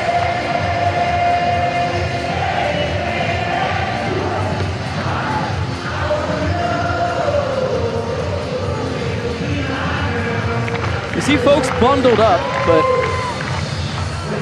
it's a cold night. Not as bad as it was last night. 51 degrees currently. It was threatening to go below 40 last night. The cold conditions, you don't want to forget, can be very difficult for pitchers on the mound. You have a hard time getting a feel for a ball. And that has probably been true for a lot of the guys tonight. We saw Dalton Ponce surrender 2 hits and the walk-off to the Bananas. Now Archer and Prime have kind of been all over the place with their command as well. So trying to, well, they need to figure out some kind of way to dial in their command and get a feel for the banana ball like they can during warm weather games. Well, Ponce gave up a single to Kyle Jackson, then the 3rd inning walk-off bomb to Ryan Cox, the first in his illustrious banana ball career. So now the top of the order, and DR Meadows. Fastball right down the chute, fouled away. DR drove a ball to the warning track in center field. His first time, this one isn't going to make it that far. Hampton jogging in, making the call behind the back. On the move. Nice trick play once again from Reese Lightning. Well, it's made easier for Reese Hampton because it's a high fly ball and he gets to run in towards it as well. It's a lot more difficult to try and collect those as you're backpedaling versus moving towards the infield as Bryson Bloomer in foul territory tried to come up with a catch behind his back. and he'll wind up empty. Dan Oberst behind 0-1. He'll get back in the box. Yeah, Oberst not the kind of guy that you want to give another life to. I know Ponce was thrilled to hopefully see him heading back to the dugout. Pitcher's pitch. So Dan, I think I could read lips. Said, you sure about that? Vincent Chapman. There's the bender. Excellent execution. And the hips are shaking. Ponce with his first K. And that's that wicked movement you're seeing on the breaking ball from Dalton Ponce. All smiles, now preparing to attack Aaron Jones Jr., who blasted a home run against Sean Fluke in the first inning. Goes to the 12-6 curveball, does not find the zone, and Seth Markham, the first base umpire, says EJ was able to hold up. There's a long battle between Jones Jr. and Fluke before EJ got his hands in on a changeup, sent it down the left field line. That home run was definitely aided by the shorter walls here in Grayson this year. Ryan Cox's walk-off homer in the third, that certainly would have left the yard easily last year. I think it would have cleared the 16-foot fence in right that was up there from 2023 and every year beforehand. Good sprint defense by the Party Animals. They hold EJ to just one base. And another impressive sprint to strikeout ratio for EJ as well. That is his 5th sprint, only 4 Ks on the year. For a guy with so much power, that is very impressive. At 30 sprints to 27 strikeouts a year ago as Cruz bounces this one to first, and Bloomer's going to bounce it to himself on the way to the bag.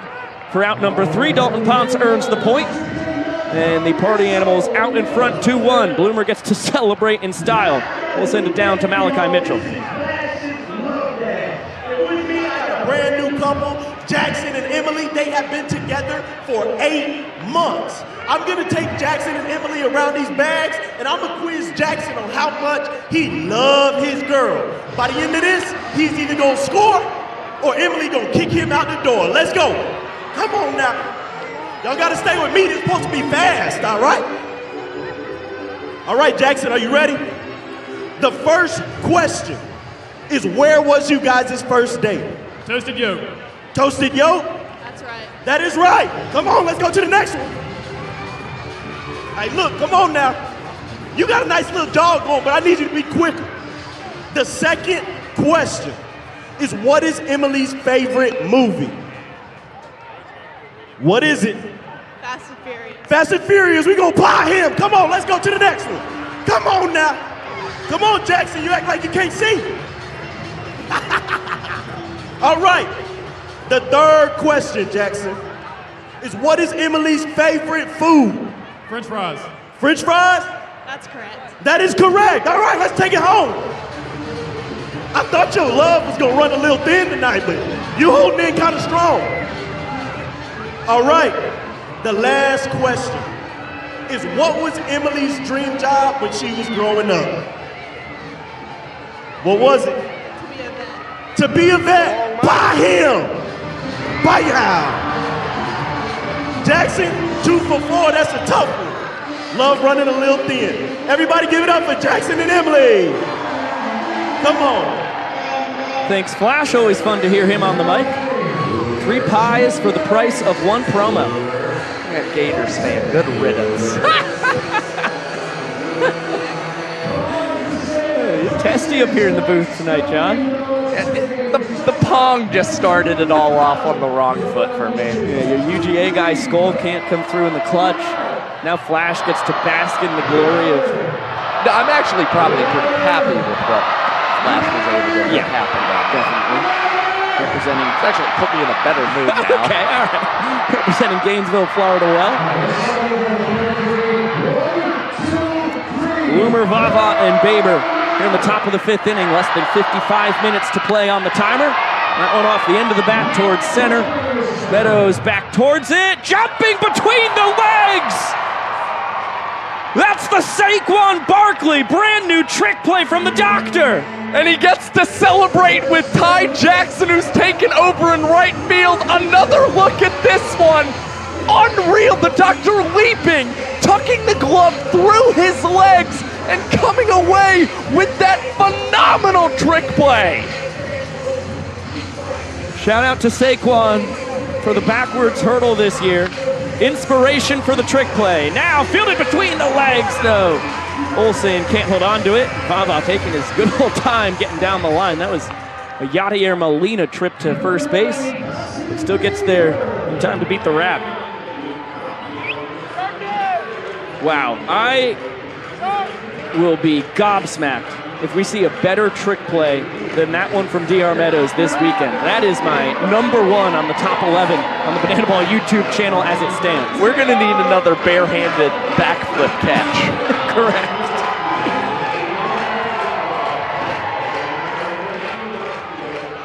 Well, Dustin Baber gives us a chance to wax poetic about the trick play brilliance on display from one of the best to ever do it, DR Meadows. Continues to revolutionize the game. Baber chugs a brew, says, "I'm ready to rumble, Andy." And shatters his bat on a base hit up the middle. Bat dies happy. Baber's 2 for 3. And 4 for 10 batting after a beer chug this season. Unreal. Those are Hall of Fame numbers. I kind of think he should be chugging a beer every time he goes up to the plate. Small sample size. Small sample size. Just good mojo. Man, if the pace continues, though, I think he might have to make a change. Of course, you get a night like tonight where it's his 3rd trip to the dish. It's the 5th inning, so if he's putting a beer down every time, things could get sketchy late. 3-2-2 time. Archer with Olsen, Cox, and Meadows as his backup dancers.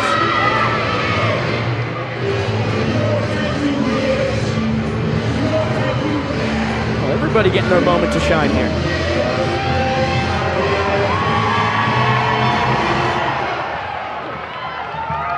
And fastball outside. I bet you ain't never seen a pitch like that. I haven't, and I don't get the reference. Oh, no. Yeah, how about that? Double trouble. This one, hot one. KJ to second, Olsen to first. In time, around the horn go the Bananas.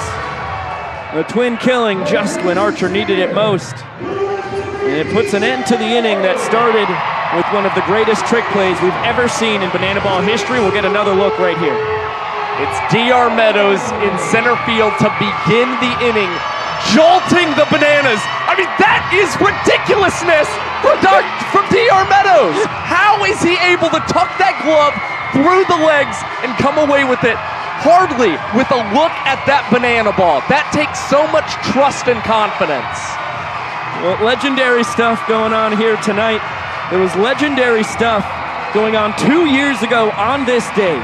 This day in Banana Ball history. How about Johnny Damon down in Jackie Robinson Ballpark, home of the Daytona Tortugas? Only the second ballpark after historic Grayson Stadium and Hank Aaron Stadium to ever get Banana Ball. And Johnny Damon in the debut grounding out to Breland Almodovar playing third base. What a weird world we live in. What you also don't want to forget is that Damon got to pinch run in the ball game for the Bananas and nearly scored. What really stands out, though, the career stats versus the Banana Ball stats. And, well, Damon has nearly 3,000 hits in his MLB career, while he only has 1 as a Banana. It did happen to be a walk-off that had an RBI attached to it in Brockton, Massachusetts in August of 2023. And the picture you saw right there was taken just moments after said walk-off. Boy, what a thrill that was. One of the most excited crowds we have ever seen. Pitcher's pitch for strike 1 here to Ty Jackson. Pinch hitting for Reese Alexiadis. There's that 12-6 curveball. 0-2 count.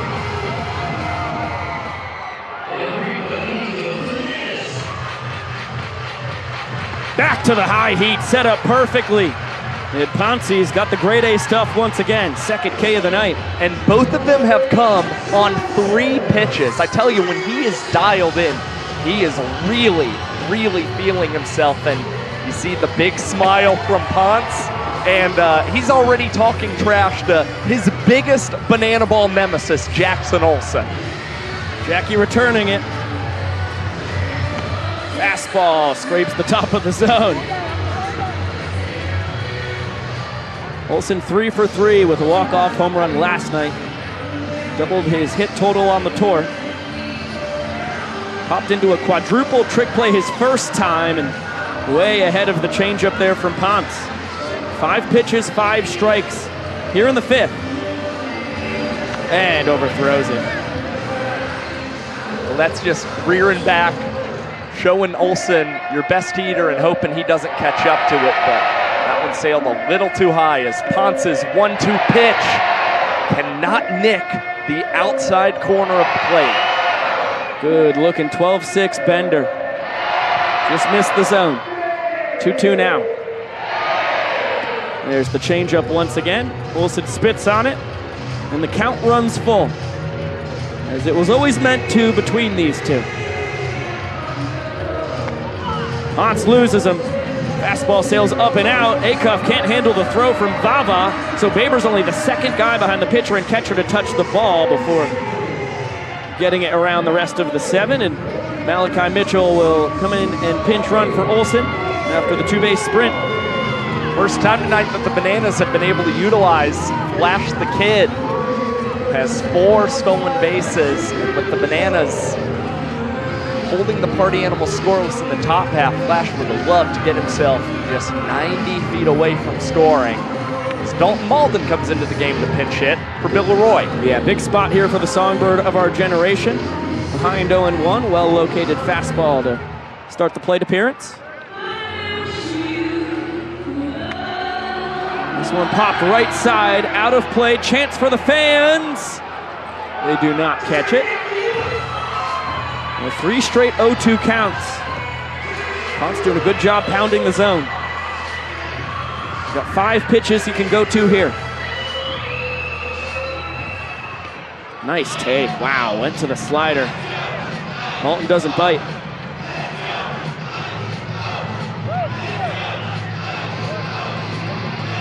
Dalton 1 for 5 on the tour. There it is. That is just so hard to lay off. It is a maniacal breaking ball. Ponce now with 3 punch-outs. And he's really had to work on his location, knowing where he wants to set the pitch up and letting the rest of the movement do the work. Again, he's had such wicked movement. He's like, I'm having to set up quite inside on some batters to make sure that thing just continues to frisbee on the outside corner where I'm hoping it'll be. Right on right changeup. Fools Danny Hosley. And Ponce out ahead once again.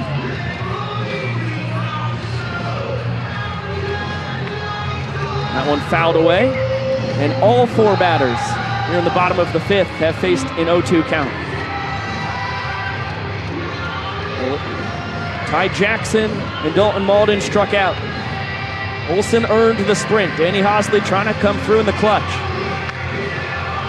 Got a fastball in the zone, able to send it to the parking lot.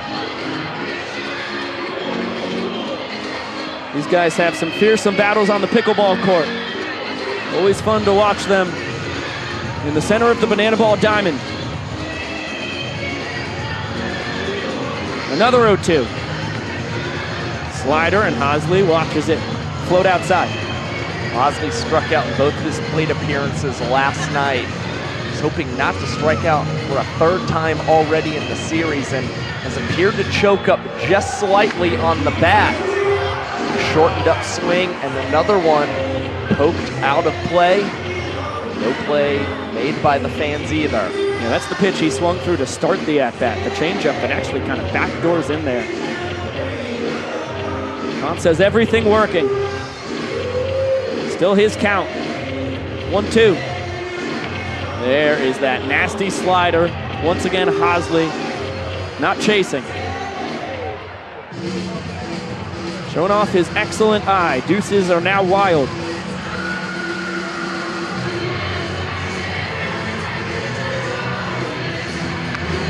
Goes after him with the fastball, and another 2-strike pitch spoiled.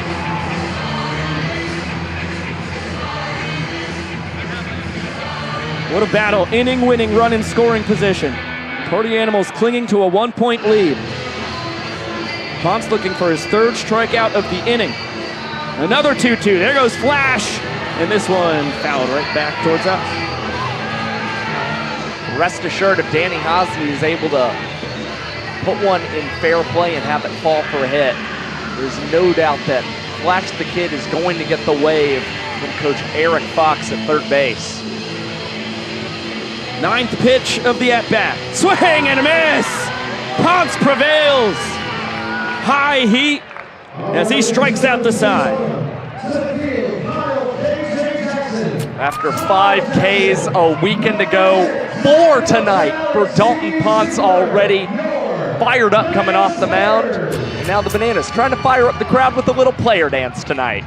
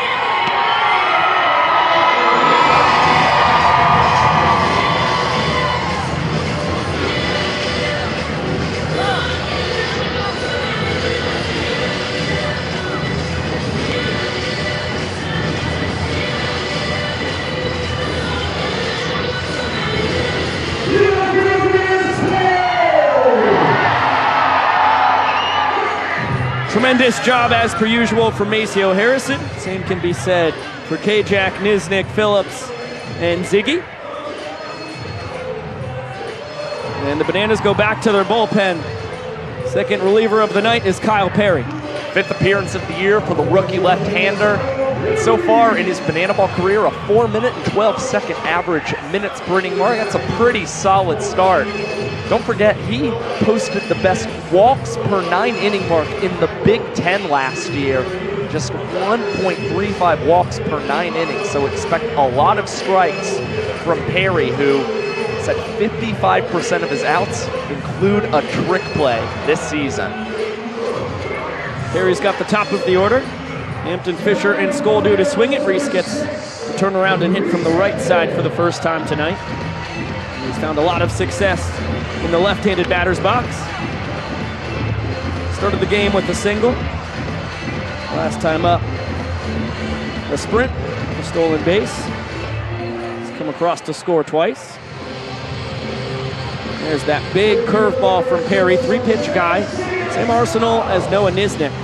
4-seam fastball, curveball, and a changeup. This one barreled out to left. And on a hop to Robert Anthony Cruz. Hampton is heating up. Well, he batted so well in Grayson Stadium a year ago. He reached base safely in all but one game in this ballpark last year. And now has multiple hits each of the last 2 nights. Yeah, Reese's last 5 plate appearances. Actually, let's add another. Reese's last 6 plate appearances is 4 for 5 with a sprint. That's how quickly things can change, especially when you have the talent and work ethic of the former Detroit Tigers and Diamondbacks minor leaguer. 2-2 count here on Noah Fisher. Perry working quickly, just missed the inside corner there.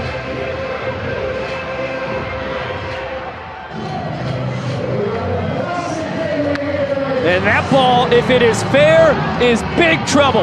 Down the left field line and hooking foul at the last second. Well, Fisher was giving it a pretty good look, just standing outside of the batter's box. Only thing he was waiting for was to hopefully see that one stay fair so he could rip a monster bat flip. Gets the changeup, watches it float down below the zone. What a play by Ryan Cox. Boy, he saved that sprint defense. Holds Fisher to just one base. Prevents Hampton from scoring. He had to scoop behind the back glove flip to Olsen. on the first exchange between the 7 guys behind the pitcher and catcher who needed to touch that ball. You know, it's all about doing whatever it takes to make the transition between all the defenders as quick as possible. Jake Skoll, excellent spot already with 2 driven in tonight, looking for a 3rd against Perry. RBI single in the first, RBI double in the fourth. 2 straight fastballs. He's not happy with himself that neither ended up in the seats. Fisher, for his part, does not get the 2-run homer, but this is 9th sprint of the year. Ties Jason Swan for the tour lead there. That one all the way to the backstop. Hampton coming in hot. He will score. Fisher up to second. Wild pitch, plates a run here for the Animals. Well, the turf, it's tricky for infielders every now and then. It's been pretty tricky for Bill Leroy tonight. Of course, we talked about the control of the Bananas arms has not been ideal for one thing, but also Bill having to adjust to scooping that ball off of turf as opposed to dirt. As Jake Skoll, he's set down on strikes. Perry, his first punch out. And that was the bender from Perry. Looked a lot more like a sweeper than a curveball right there. Mess around with the grip and the arm action, get different kind of movement on his breaking ball. Andy Cosgrove, high and deep to left. Cruz is gonna track it down just shy of the warning track. Andy off the end of the bat. He thought he had his 2nd home run of the tour. I don't blame him. Just missed it. Now Chase Acuff steps in. Fisher still leading off second. 2 outs.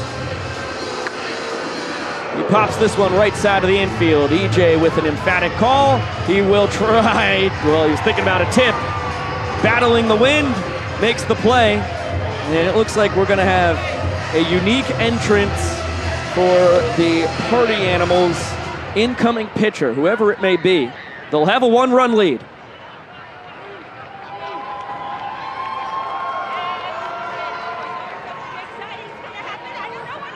Your attention, please. Are there any fans in need of refreshment?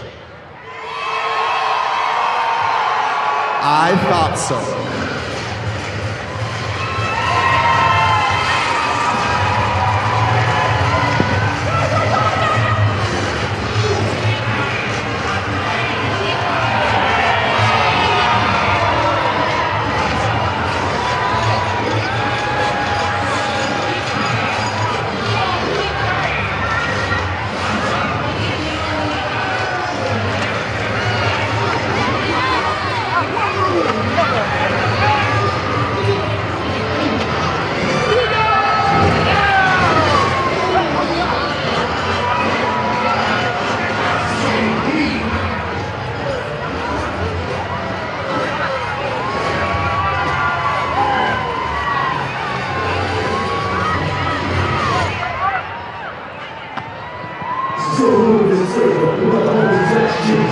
What an entrance from Sexy Mexy Ryan Rodriguez.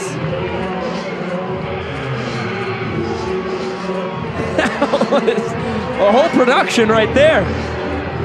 Well, he's long been a fan of the Polar Express and pretty happy to give the fans a couple of refreshments to warm them up tonight. As Rodriguez has begun his sophomore campaign with a 23% strikeout percentage on the mound. It's going to be 9-10-1 in the order for the Nanners. Kyle Jackson. Impressive battle against Ponce, his first time. With a line drive single back up the middle. Ryan Cox lurks on deck. The dangerous Ryan Cox. The almighty. And he's going to have a man aboard. Kyle Jackson testing the Party Animal sprint defense. He'll get 2 bases. Head first slide into second. And able to beat the Party Animals to second base. Take a look at what happened the last time Cox came to the dish. It was a no doubt 2-run walk-off homer to win the 3rd inning. He's got a chance to have a repeat performance. That inning started with KJ Jackson reaching base safely, which we've seen against Ryrod. Now can Cox hit the second home run of his banana ball career? Well, he didn't want that 12-6 curveball, that's for sure. Elevated and celebrated on a fastball from Ponce. First pitch he saw tonight. Ball and a strike now. He'll have to look out for the four-seam fastball you just saw, a cutter, slider, and the 12-6 curveball that started the plate appearance. I love Rodriguez pitching in the conductor hat. That is dedication to the bit. It's just extra comedic with how serious he is. He's as intense as anybody out there on the mound. It's like he doesn't know he's pitching in a conductor hat. Look at that stare. 2-2 pitch. Count runs full. Ball 4 will tie this inning for the Bananas.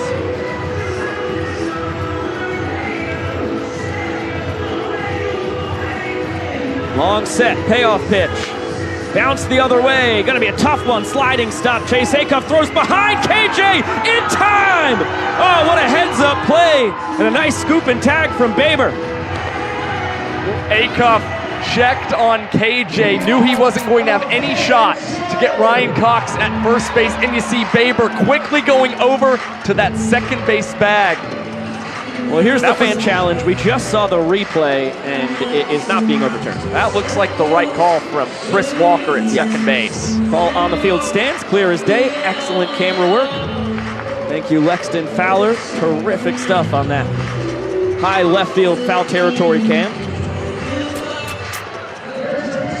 After further review, the ruling on the field stands. So it'll be an infield single for Cox, and then 6-4 on the putout.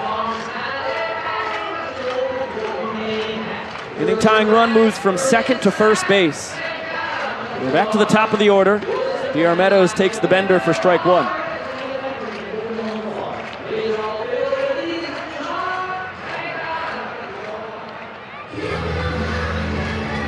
Ball and a strike on the doctor. It's flown out to center twice.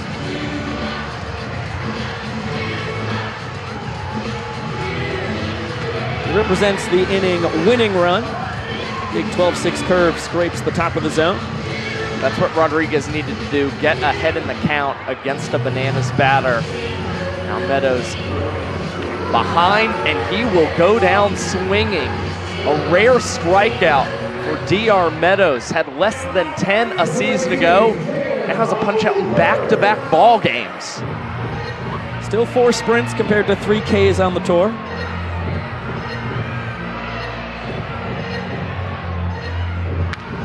That one off the end of the bat. Hampton racing in, has to play it in a hop in front of him.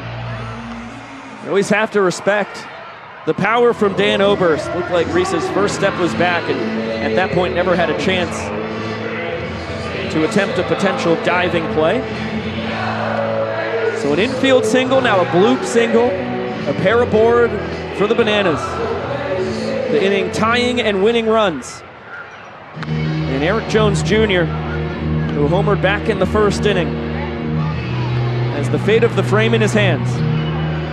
Rodriguez cannot fall behind in the count. If he does, we could see the Bananas, especially if the count runs to 3-0, trying to double steal. But EJ taking some exception to that one, running in and clipping him. Now the bag's full for the Bananas. Robert Anthony Cruz, their leader in runs batted in, is up in the batter's box with multiple hits against Rodriguez this season. Well, EJ's aboard for the 3rd time tonight. That's the good news for him. Looks like he's no worse for wear after being plunked. Big spot here for Rack. Here's the 12-6 curveball, misses outside. Pair of California kids with the 6th inning on the line, doing battle here in Grayson Stadium. 2-0 count on Cruz.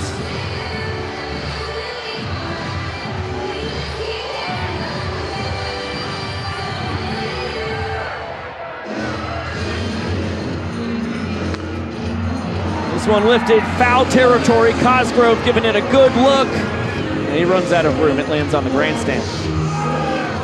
It's a second life for Robert Anthony Cruz, who feared he had just fouled out to end the frame. But Rack trying to turn the tides when it comes to batting with runners in scoring position. Just a 2:22 mark to start his second campaign. Cannot connect on the big bender. 2 balls and 2 strikes. Bases loaded.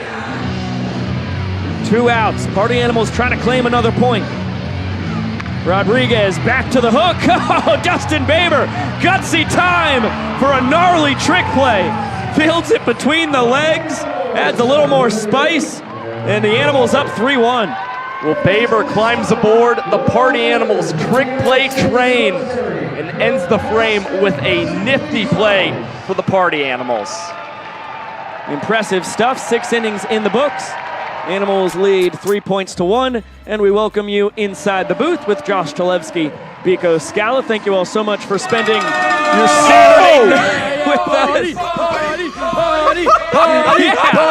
Yeah! Okay. What's up, fellas? What's up, Party Crashers in the booth? Dang right. It is Stunt Marshall, CB Suave. We are the Party Crashers. Baby. And we got a P-A-R-T-Y, cause we gotta. Retweet on that. How does one become a Party Crasher? Because this is something I'm pretty into here. Well, you need to have the vibe. Of course, the swag. And y'all are failing 2 out of 2, but we're gonna help you out. We're gonna help you out. I got some shades for you, baby. Let's see what that is. Hey, maybe this little scarf right here. We got that. You're looking fantastic. All right, all right. How's that? How's that? What is this? This is going to go around here. There you go. I like that. That's Yeah, exactly what you need, Beaks. Beaks. Okay. Y'all wear those? Now, are there any moves that a party starter would do if they were a party starter? Crashers, not party starters. That's okay. That's a good point. That's a good point. It's all good, but there's a couple moves. Okay. There's the side to side. All the ladies love it. Okay. And then there's the front to back. There's a front to back. And there's also us getting this. Bang, bam, bam. Do you think you got it? Do you think? Bang! Get over! Come on! Party officially crashed! Party! Party! Party! Party! Yeah!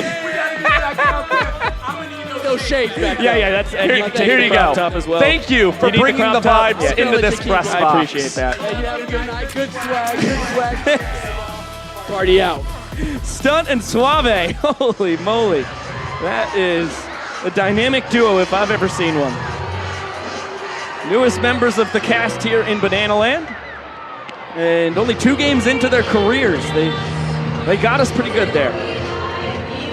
Little joy trip up to the booth. We are still playing Banana Ball. 3-1 lead for the Party Animals. Less than 26 minutes on the clock left. Need to get to the 9th inning in that time, or else whatever inning we are in will be the last, and every run scored will count as a point. Tanner Thomas, hot shot through the 4-hole. And starts the 7th with a knock. Grayson Bloomer coming to the dish. Vava now on deck. It's more lefty on lefty crime in Tanner Thomas's Banana Ball career. Always enjoys hitting those lefties a little better as Bloomer nubs this over to KJ Jackson at second base.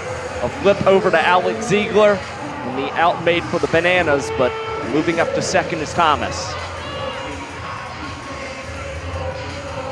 All right, so some defensive changes here for the Nanners. As you can see, Ziggy in at first. EJ moves across the diamond to third.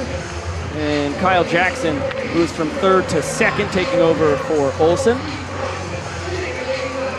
Outfield with some changes as well. Danny Hosley moves from the EH spot to take over left for Rack. Meadows in center, Alexiadis in right, Cox at short. And Leroy behind the dish, the only guys that have not moved as Tanner, excellent jump, steals third base. That one all on KP as Vava cannot connect on the changeup. It was pretty much as Perry was watching Thomas that he still decided to fire the pitch if he had chosen not to. It would have been one of the rare times to see the balk called in banana ball. Fortunately, a quick K for Perry. Now the only man standing in his way of a shutout frame is Dustin Baber, who's 2 for 3 tonight. Thomas 90 feet from scoring. Baber cannot connect. Perry going with the soft stuff aplenty here in the top of the 7th inning. There's the hook. He's ahead 0-2. Baber swinging the bat well as of late. 2 for 3 tonight. That one to Perry. A little jump flare. Toss over to first. Good footwork by Ziggy. And KP tosses up a very important goose egg for the Bananas. 2 minutes and 27 seconds for the lefty. Fired up about blanking the Party Animals and hoping the Bananas can cut into the deficit in the bottom half. KP, nice 2 innings of work. Just allowed the 1 run on the wild pitch back in the 6th. Did turn into a point lost thanks to Ryan Rodriguez working in and out of trouble. And now Mike Vivacis goes to Peter Holden on the bump. The big lefty with no wiggle room has to put up a 0. Or else the Bananas will claim their 2nd point of the night. Pistol Pete out for the 3rd time in 2025. Unfortunately, in just an inning and 2/3 on the mound, he's issued 4 ball 4 sprints. It's very unlike him, but got to focus on the bright spots. And Holden is inducing a lot of ground balls and hoping that he can give the defenders behind him more trick play opportunities tonight. He averaged nearly 11 strikeouts per 9 innings in his final season, Jacksonville in 2024, or University of North Florida, before coming over to the Party Animals last year, still seeking his first punch out of the season tonight. Yeah, you mentioned 4 ball 4 sprints allowed in an inning and 2/3. Last year, he only gave up 2 sprints in 6 innings pitched. So I would wager we get to the old Peter Holden pretty soon here. Guy who's known for his control, high 80s, touch 90 with the fastball. It really makes his bacon on control. And a gnarly 2-seam changeup, as well as a slider. Quick 2-0 count here on Reese Alexiadis. That was supposed to be a swing that ended the inning. He certainly got the pop to do it. That is an uncomfortable swing. We didn't really see Holden drop down into that sidearm delivery either of his first 2 outings. Now all of a sudden, pounding the zone when doing so, and he may go back to it on the payoff to Alexiadis. Oh, Reese, just able to get a piece of it. Has some choice words for his bat. Makes a little smirk at the plate. Holden is so deceptive. And ends up giving up his 5th sprint of the tour. Uncharacteristic stuff. Good job by Alexiadis, though, to foul off the first payoff pitch. Earn the sprint on the next one, and it's going to be Alex Ziegler, who was inserted defensively in the top of the inning. It was in the place of Jackson Olsen. So he gets to hit here in the 6th hole. Now Alexiadis has reached base 9 of his first 10 games to start the tour. He's put Alex Ziegler in a prime spot to collect a big knock, especially if Reese can get himself into scoring position. Fastball just misses the outside corner. Jimmy Cosgrove has taken over back behind the plate for Vivacis. And a check on Super Reese over at first, who has not attempted to steal a bag so far this year. Ziggy takes the extra time to rip a couple extra bat tricks. And he's ahead 2 balls, no strikes. Just like Alexiadis was before him.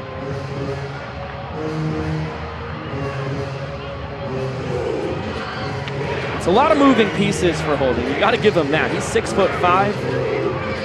Arms and legs flying all over the place as he delivers his side army pitch. Boy, Alex Ziegler deep to left. Nice job, though. Tanner Thomas runs it down.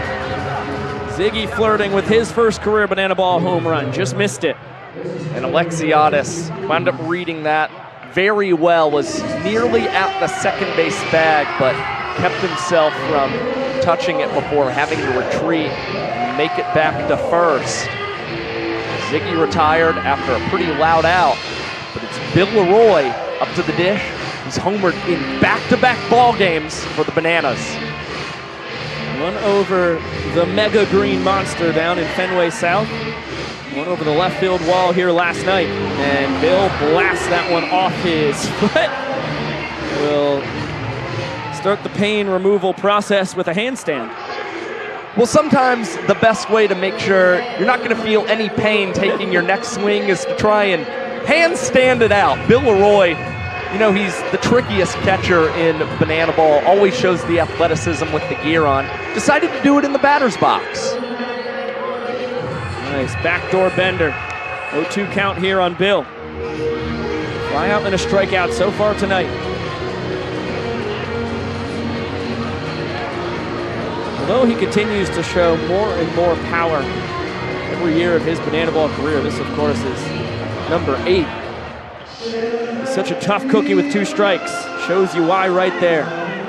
He will spoil a lot of pitches. Got to make it perfect to retire Bill via the K.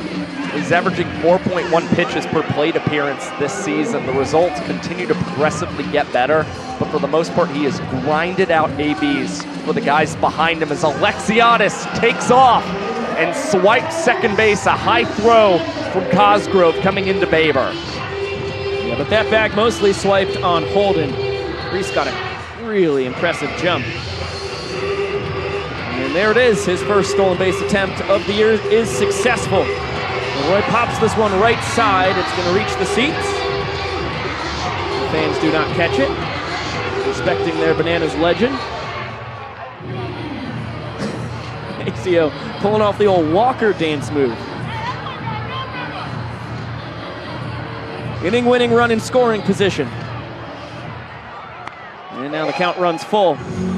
This is where ball 4 will win the inning for the Bananas.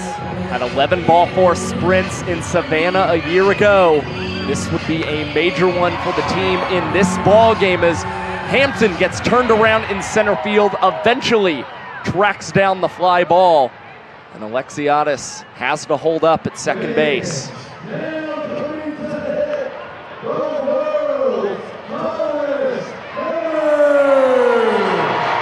Dakota Stilts. Oh, Brenton. Here comes Stilts, guy who started his illustrious banana ball career back on the 2021 One City World Tour with his first AB in Stilts right here in Grayson. Comes in a big spot, wraps that one out to left, but Tanner Thomas there to tip it up and collect it. Trick play for Thomas, a big 0 for Peter Holden, and it's a 3-1 game going to the 8th. Impressive barrel from Stilts, but Thomas tacks on an 11th trick play for the Party Animals. Here come the Banana Nanas, and it looks like they've got a special guest going out with them. Hey, Biko, Josh, I know, listen, we got to see the Nanas last night. You were thinking, how could we spice it up? Yeah, me, that's right. I'm one of the oldest people here in Banana Land at the age of 34. I am double the age of most people we work with down here. And I can groove just with the best of them. Fun facts about some nanas, it's also another term for grandmother. I had 2 grandmothers, a Mimi and a grandma. None of them went by Nana, and none of them could move like this. I'll tell you what, there's just something, the magic in the nanas here. And yeah, they don't have any males on the dance team, as we know, but I think if I just keep working at it, I can break the barrier. The glass ceiling, I think it is for Banana Nanas. All right. This is actually way more exhausting than I thought it would be. And I ran out of Banana Nana fun facts way sooner than I expected. But if there's anything we can count on, it's Coach Sam running behind me. Guys, I don't know how they do this. I know Nana Karen has just such a special routine for them. You know what, guys, I just got to give it back to you. I'm never going to make it, and I never will. I'm not old enough, I'm not pretty enough, and I just don't have it. Sam, we hate to hear you say things like that about yourself, buddy. This guy's got to be doing more positive affirmations in the mirror. Oh, SB, you look great out there, man. I think you're both old enough and pretty enough. As Robert Anthony Cruz takes over on the mound for the Nanners, had a very, very eventful first inning pitch of his banana ball career. and looks to toss up another 0 here. Look, it ended in a 2-minute and 56-second frame. Collected the first punch out of his banana ball career. He was bailed out of the inning thanks to an incredible outfield assist from DR Meadows in center field. Barack hoping to keep the bases empty tonight. He's got Sal Jacobo to start the 8th. And then at the top of the order, Hampton and Fisher lurking.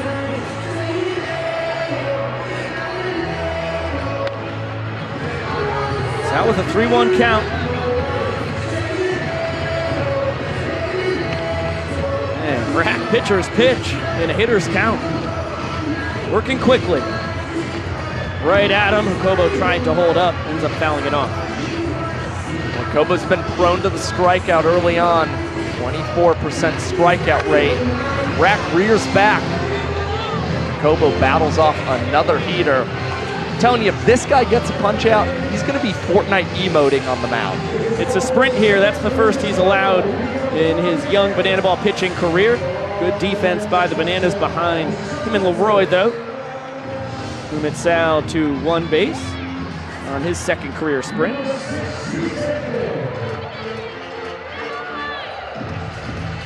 And now things get a lot tougher. Reese Hampton digs in. Battle between former minor leaguers right here. Hampton ahead 1-0.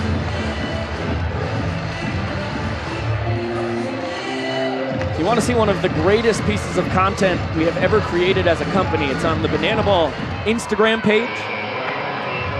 It is of Robert Anthony Cruz and his first outing. An edit from legendary Quinster. Peter scrapes the bottom of the zone, 3-1 count here. I mean, it's either Quinn's edit of Rack's inning on the mound or the artist's rendition of what happens if someone bunts in banana ball we saw earlier tonight. Tough to choose between the two. I'm going to take the rendering. I think I've got new celebrity crushes. Payoff pitch. Jacobo was off. Fastball just misses the zone. So it's another sprint. Sal is going to stop at third base. Hampton got about 40% of the way to second and will trot back to first.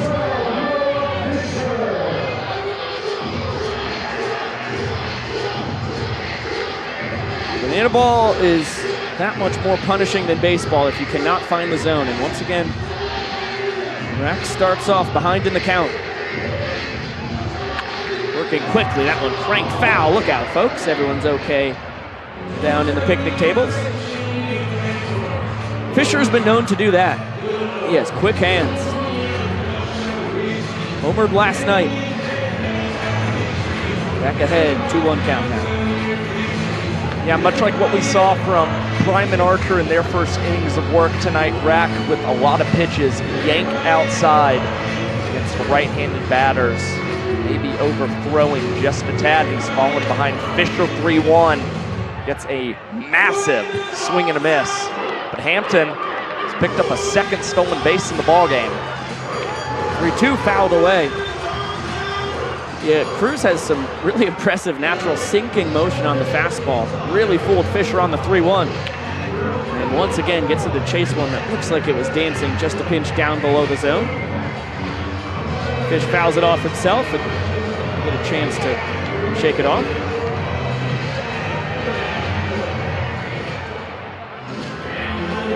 Another payoff. Hot shot through the hole.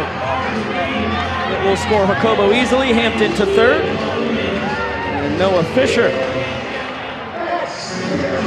About that, now 2 for 3.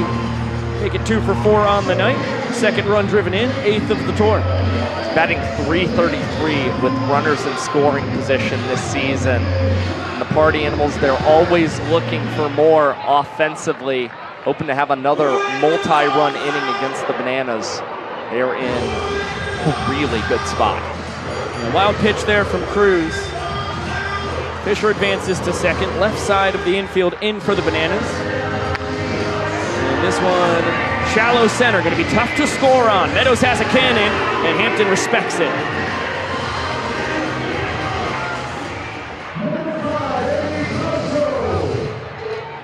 That's a huge first out for Rack and company.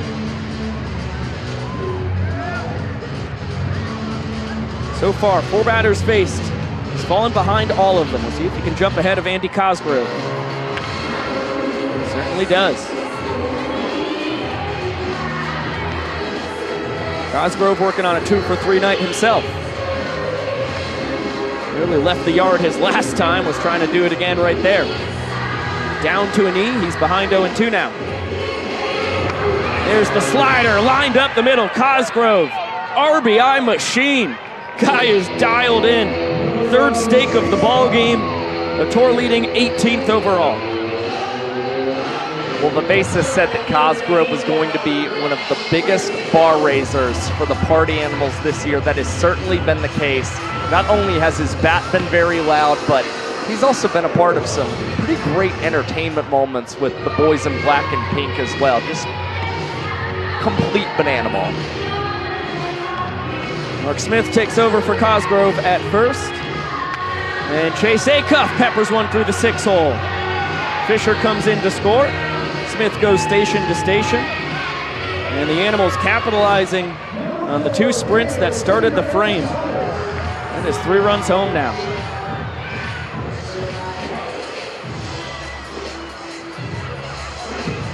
And that one all the way to the backstop. Look out, Tanner Thomas. Smith and Acuff both advance.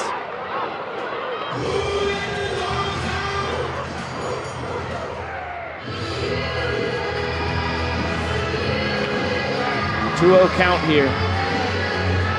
Cruz, who did a great job filling up the zone his first time out there, just does not have the control here tonight. As we've got 7.5 minutes left on the timer. We've got to get out of this inning, or else it will be the last one played. There is another sprint. That one on 4 pitches to Thomas. Smith and Acuff will both score easily. Tanner content with 1 base. It's the second 5-run inning of the night for the Party Animals. Thomas drives in his 2nd and 3rd run of the night. He's up to 14 on the tour. And Austin Krasminski making a quick switch out onto the mound. He inherits an inning with 5 runs home. That is 5 runs, everybody in the control room. There we go. And of course, Krem starts his outing with a wild pitch. 2-0 count here on Grayson Bloomer. The crowd still hoping from Donuts. That is a flail. And now a 2-1 count on the Boomer, our Dunkin' Donut hitter of the night. And Thomas showing off the wheels. No pity on the Bananas. Down 5 runs in the inning. He's going to swipe 3rd. Fastball called, strike 3. Krem paints it on the outside corner, and free donuts for the Grayson Stadium faithful. Andy Archer and company will lead the charge, firing sweet treats into the stands. It's the silver lining here in the top of the 8th for the Savannah Bananas. And Krem off to a really good start in the strikeout department. That 25% K rate just jumped up a little bit more. Ball and a strike here on Armando Becerra. He enters into the extra hitter spot for Mike Vivacis. Now behind 1-2. Krem's got a powerful fastball. We've talked about that before. Sits 92 to 93. He could touch 95 and 96. And you also got to look out for that. That's a changeup, not executed how he would have liked. Also has a slider in his back pocket as well. 2-2, Krem messing with timing and gets a bouncer to Cox, fielded between the legs, 360 over to first in time. Ryan Cox, what a night.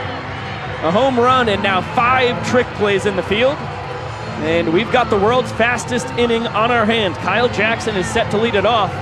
He is hustling from second base to the batter's box. Pit crew helps him out. Gets the shin guard on. Helmet, bat in hands. Jake Lialios only gets 3 pitches to warm up. And we are ready to rumble. Luckily for Lialios, 5 runs of support, and his outfielders are all in place when he starts the inning. It was not the case when he was a victim of the world's fastest inning back in Phoenix, Arizona. Robert Anthony Cruz, 1 pitch inside the park or out to right center. It was truly the world's fastest inning. Well, this is the run support that Lialios has desperately been hoping for. He's allowed walk-offs in 3 of his first 4 outings. And I don't think that will be the case tonight, as Lialios can't get the call on his 1-2 delivery. Nasty pitch. Andy Cosberg will tell you, not caught exactly how he would have liked. Vincent Chapman motioning that it was a bit high. So much break on that 12-6 curveball from Lialios. I think it even fooled Andy back there. We'll throw a ton of fastballs as well. You see one right there. KJ fouls it back. Another good plate appearance tonight here for Kyle Jackson. He's been doing a lot of battling up there. So far, a single and a sprint, and he will chop this one. Oh no, Bryson Bloomer trying to field it between the legs. Kyle Jackson is going to show off the wheels and get to second. Oh, he slides past the bag. And Acuff right there to keep the tag on him. That's the second time tonight that KJ has been tagged out at second. Well, what said it all was the slam of the helmet afterwards. You see KJ just continue to have the momentum, taking him off the bag. And the Party Animals, they know their back's up against the clock. They do want to play a final inning. Get a pretty big out as Cox skies this one into shallow left field. Acuff with the tip to Thomas, with the tip to Jacobo, and back into the glove of Chase Acuff, a triple trick play for the Party Animals. That's the old, that's the old 6-7-5-6 pop out. You see that every day down at the Sandlot. And DR Meadows swinging early. Less than 2.5 minutes on the clock. If it runs out before the 8th inning ends, this will be our final inning. 1-1 count on the doctor.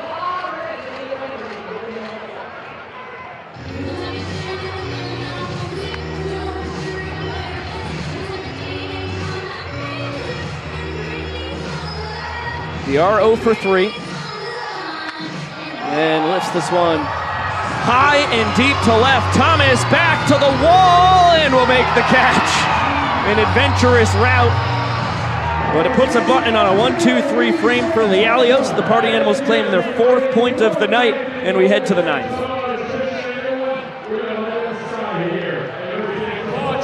Just too much launch angle there for DR, looking for his first home run since he blasted a pair out on the 2023 World Tour.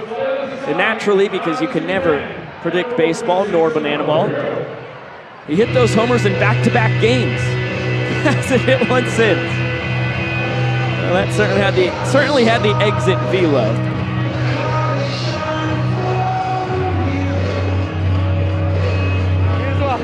Just too much launch. So we turn Grayson Stadium yellow as we reach the end of our 2-hour time limit. We have gotten to the 9th inning. It no longer matters. It's been offense aplenty tonight for the Party Animals. They have 2 different 5-run innings. We just saw the most recent one in the 8th. They pushed 3 across. Pardon me, 4 across in the 4th.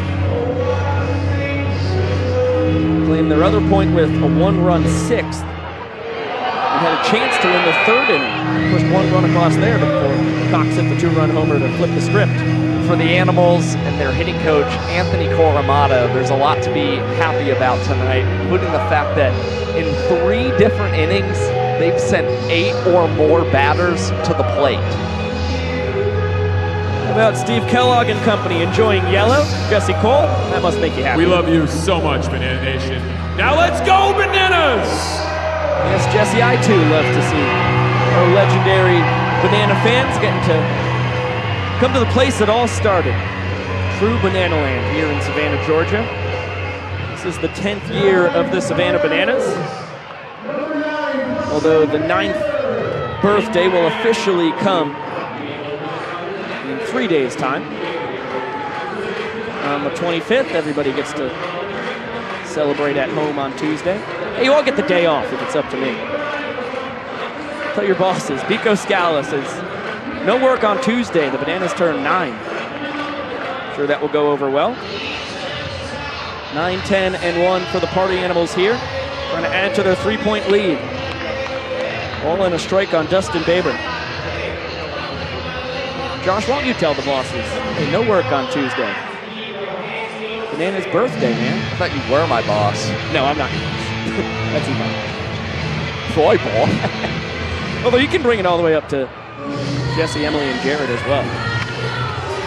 Oh, everyone gets off tomorrow. That's not true. We have a game. How about Ryan Cox? Between the legs. He ties the single game record, his 6th trick play of the evening. He's been on fire out there. And you see him counting them on the hands. He knows that he's at least tied history, but he's not going to rest on his laurels if he gets one more opportunity here in the 9th. He does. This one to Cox. He will kiss it between the legs over to first. Oh, Alex Ziegler behind the back puts a bow on a brand new single game trick play record. Who else but the glove magician? He's got 7 tonight. The greatest game of Ryan Cox's banana ball career. Not only does he hit his first career home run, he has 7 trick plays in a single game for the first time in banana ball history. An electric first 2 outs here in the 9th. Firm fastball evens up the count here to Hampton. Well, Cox has done it before. That is 6 trick plays in a ball game. He breaks the tie that himself, Jackson Olsen, Dustin Baber, Chase Acuff, and D.R. Meadows all shared. That was the 6 trick play club. Now Cox, the lone participant in the 7 trick play club. Broken bat, and Kyle Jackson! Sneaky behind the back snag on the flare. What an electric 1-2-3 inning for Krem. 2 minutes on the dot for Austin Krasminski. 4 trick plays in the inning for the Bananas. 27 total in the game. We're one off of tying the single game record for both teams. You take a look at that. The barrel of Reese Hampton's bat nearly made it all the way out to KJ at second. Well, he was finishing up his 360 behind the back snag. Let's get it down to Sam Bauman. He's got Ryan Cox. Hey, Ryan, real quick. Big night for you. Talk to me about the 7 trick plays. Another record for Ryan Cox. It's crazy. Last day of being a 20-year-old. I turn 30 tomorrow, so I figured why not have the best game of my 20s tonight. Thankful that my parents were here to see it. My girlfriend was here. It's awesome. Chances on showman of the night. How do you feel about that? The Bananas got to win. All we got to do is take care of business. I'll let Biko, Josh, the higher-ups, take care of all that. Biko, Josh, it's on you guys. These guys got a little work to do in the bottom of the 9th. Sounds good. Thanks, SB. Thank you, Coxie. Congratulations again. Well, the Bananas have their work cut out for them. A 3-point deficit. And Brady Keiss, who has been the best pitcher on this tour, takes over for the Animals. Gets the save opportunity for the Party Animals. His first of 2025. Had 1 save for the boys in black and pink last year. It came in front of a sold-out crowd is Citizens Bank Park on the 21st of September, ending in a strikeout of Reese Alexiadis. So we've seen Kai step up in the biggest of moments for the Party Animals. That is still the largest crowd in banana ball history for everybody keeping track at home. So we know Keiss can live up to the big moments. Beefy part of the Bananas order here. Jacobo charging between the legs over to first, not in time. That'll be an infield single. Even without the trick play attempt, looks like Oberst was going to beat the rat pretty handily. So the DH showing off the wheels. It's his 2nd knock of the night. That's exactly what the Bananas needed. They need 1 more guy aboard. And they can think about tying this game. A 1 count on Eric Jones Jr. Solo home run back in the 1st. Earned a sprint in the 4th. Hit by a pitch in the 6th. He's yet to be retired. Offering there from Keiss to jump ahead 0-2.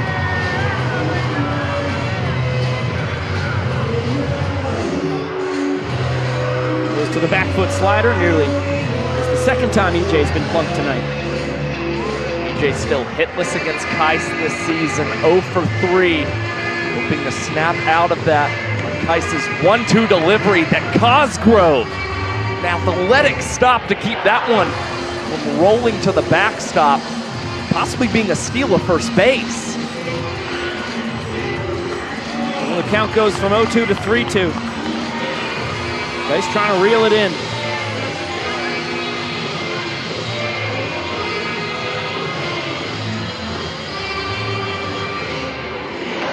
Fouled straight back. Power on power will do it again. Nice vibing out there. As his split Voorhees and the boys in the Bananas dugout. Fouled away, we'll do it again. I wonder if Split gets cold. I realize he's gone torps off. I don't think so. He's drinking emergency every day with Reggie in the clubhouse.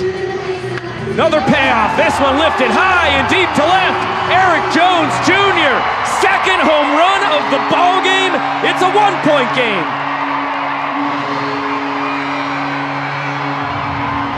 All of a sudden, the Bananas with a lot of momentum in the final inning of play, and Eric Jones Jr. gets himself in the history books for the Savannah Bananas. That is the first 2-homer game in the Bananas franchise history. When it comes to Banana Ball, EJ joins Grayson Bloomer and Noah Fisher, who have each done it twice. Just like that, Robert Anthony Cruz represents the game's tying run. Slider just misses the outside corner. This one broken, bat flare. Dustin Baber tracks it down. Mighty important first out right there.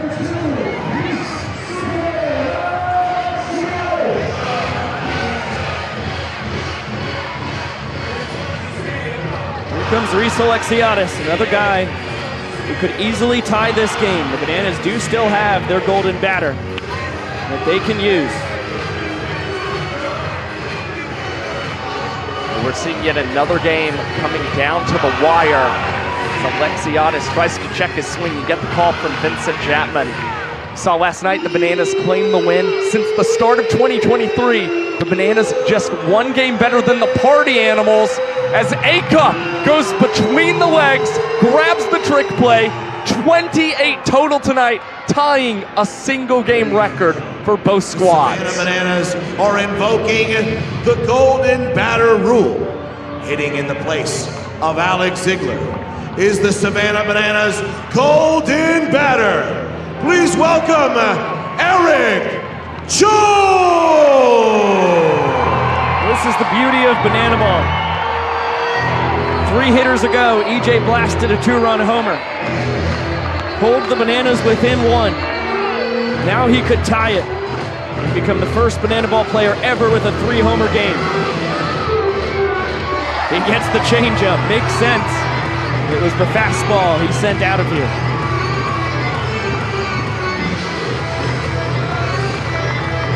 All in a strike.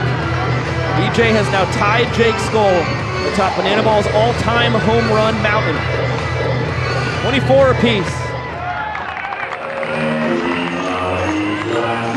EJ trails Skoll by 1 this season. Fastball just misses the outside corner. Cosgrove and Keiss both wanted the call.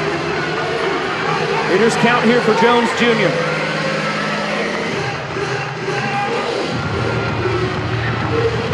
Wow, 3-1 slider. Count is full. There's just nothing else you want to see with 2 outs, a full count. Keiss's payoff to EJ, laced foul. Back to the slider. EJ just a tad early. Bananas down to their final strike. Another payoff pitch coming.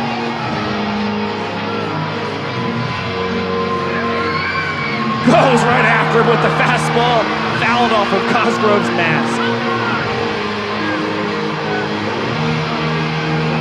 Well, that was power versus power. Hit it if you can, EJ. Right down the chute. See what Keiss goes to here. Misses, down and in. And the tying run is aboard. All 7 Party Animals behind the pitcher and catcher. Toss the ball around in short order. EJ around to first base, no reason to risk it. And the Bananas have their designated runner, Malachi Mitchell, who has not been used this trip through the batting order, so he gets to take over at first.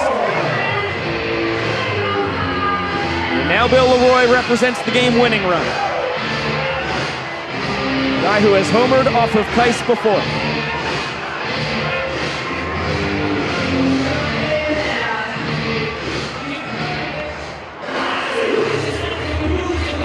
Kais goes off speed, falls behind.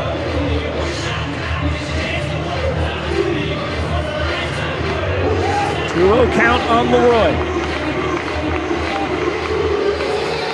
Kais has to be very careful. Already falling behind in the count. The Bananas get aggressive and send to Malachi Mitchell, trying to get him in scoring position. Bill Leroy, deep to left field! Off the wall on the fly! In fact, hit so hard, Malachi can't even score from first. Bill a few feet from winning this game. And now the game-winning run is in scoring position. You saw all of the Bananas nearly swarmed the field of play thinking they were going to celebrate a walk-off home run. Grayson Stadium barely kept in DR Meadows' ball an inning ago. It keeps in this one off the bat of Bill Leroy, but he is the go-ahead point at second base. This game is in the hands of Danny Do-It-All. Fastball for strike one.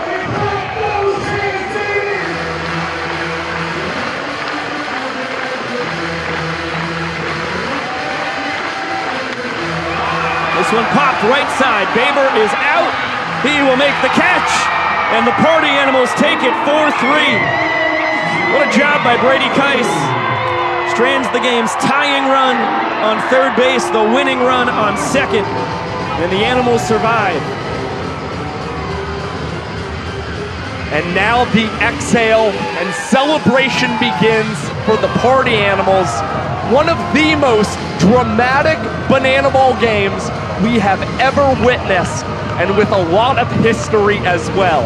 First home run from Ryan Cox, 7 trick plays from the Glove Magician, a huge offensive outburst from the boys in black and pink, and in the end, they are just able to stave off a Bananas rally and collect their 4th win of the tour.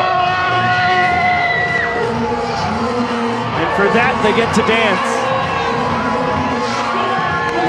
It is now 18 and 18 between the two squads going back to 2023, and here comes Jesse Cole.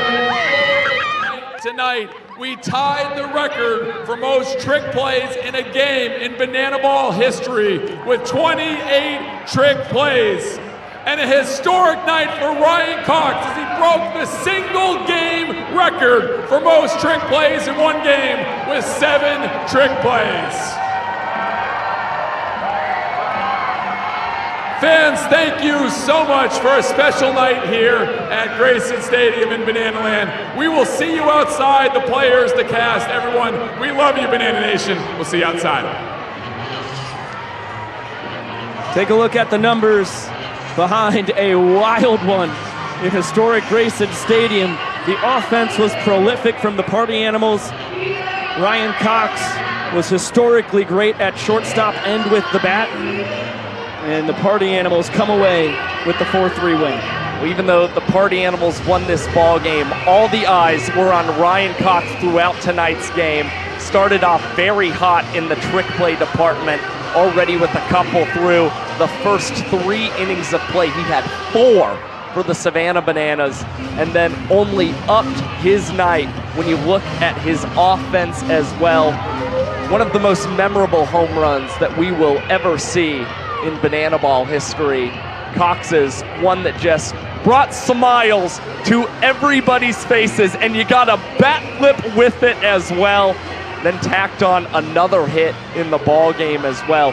It was such a team effort for the Party Animals, especially offensively, to come away with the win, that Ryan Cox winds up getting the showman even though his team lost. Just he had the best individual performance of anybody. So much history on his side tonight. Yeah, we have only seen that happen a handful of times in Banana Ball history. It's the first time that it happens in 2025, that a player on the losing team earns the Showman of the Night award. But when you break the single game trick play record and you hit your first home run in your 196 game Banana Ball career, by the way, that's more games played than anybody else in the history of the sport, that is your award, my friend. Well-deserved, Ryan Cox. Congratulations. What feels like a pretty nice early birthday gift for Ryan Cox, of course, turning 30 tomorrow. And I know the Bananas are going to try and get that series win and win for Ryan Cox on his birthday. And it's just more history that we've seen set in 2025. I genuinely cannot think about what we could possibly witness for the first time tomorrow afternoon. Well, I'll tell you what is on the line. This series right here, the home opening series in Savannah, as well as, before we head to Miami next weekend, the record between these two squads dating back to 2023. They are so even. It is now 18-18 in Savannah, and it will be decided tomorrow afternoon. 1 p.m. Eastern, we will have first pitch. We will start the pregame show either at 12:30, 12:45. That is a TBD. Check out the Bananas Facebook page and other social media spots for information on that, which will come out tomorrow. And boy, we cannot wait to see it. Yeah, Facebook was wild. You're right. Who even uses Facebook anymore? Good call there, Yvonne. We do have to thank the cast and crew that made this thing possible here tonight. It starts with Yvonne Trezak, our executive producer, the man himself, as well as Chad Reese, our director, down in the control room. All of our camera operators on replay. We have the folks running graphics, scoreboard, sound. It takes an army, and boy, they were terrific tonight as per usual. A big thank you to Sam Bauman for holding down Party Animals and Bananas sideline correspondent duties, and a big thank you to Josh Kalevsky for the statistical savanting and the color commentary coordinating. When it comes to the color commentary and the statistics, busy night for you. Biko, you know, it's going to be a really fun start to the game tomorrow. It's going to be a lot of work tonight, but it's always worth it when you get magical games like we had tonight. Quick turnaround. Tomorrow we find out who wins the first series in Savannah here in 2025. Can't wait to see you here on the Savannah Bananas YouTube page. And until then, we will see you later!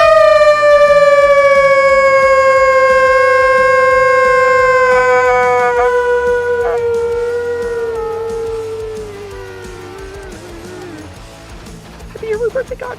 Don't forget to check Facebook.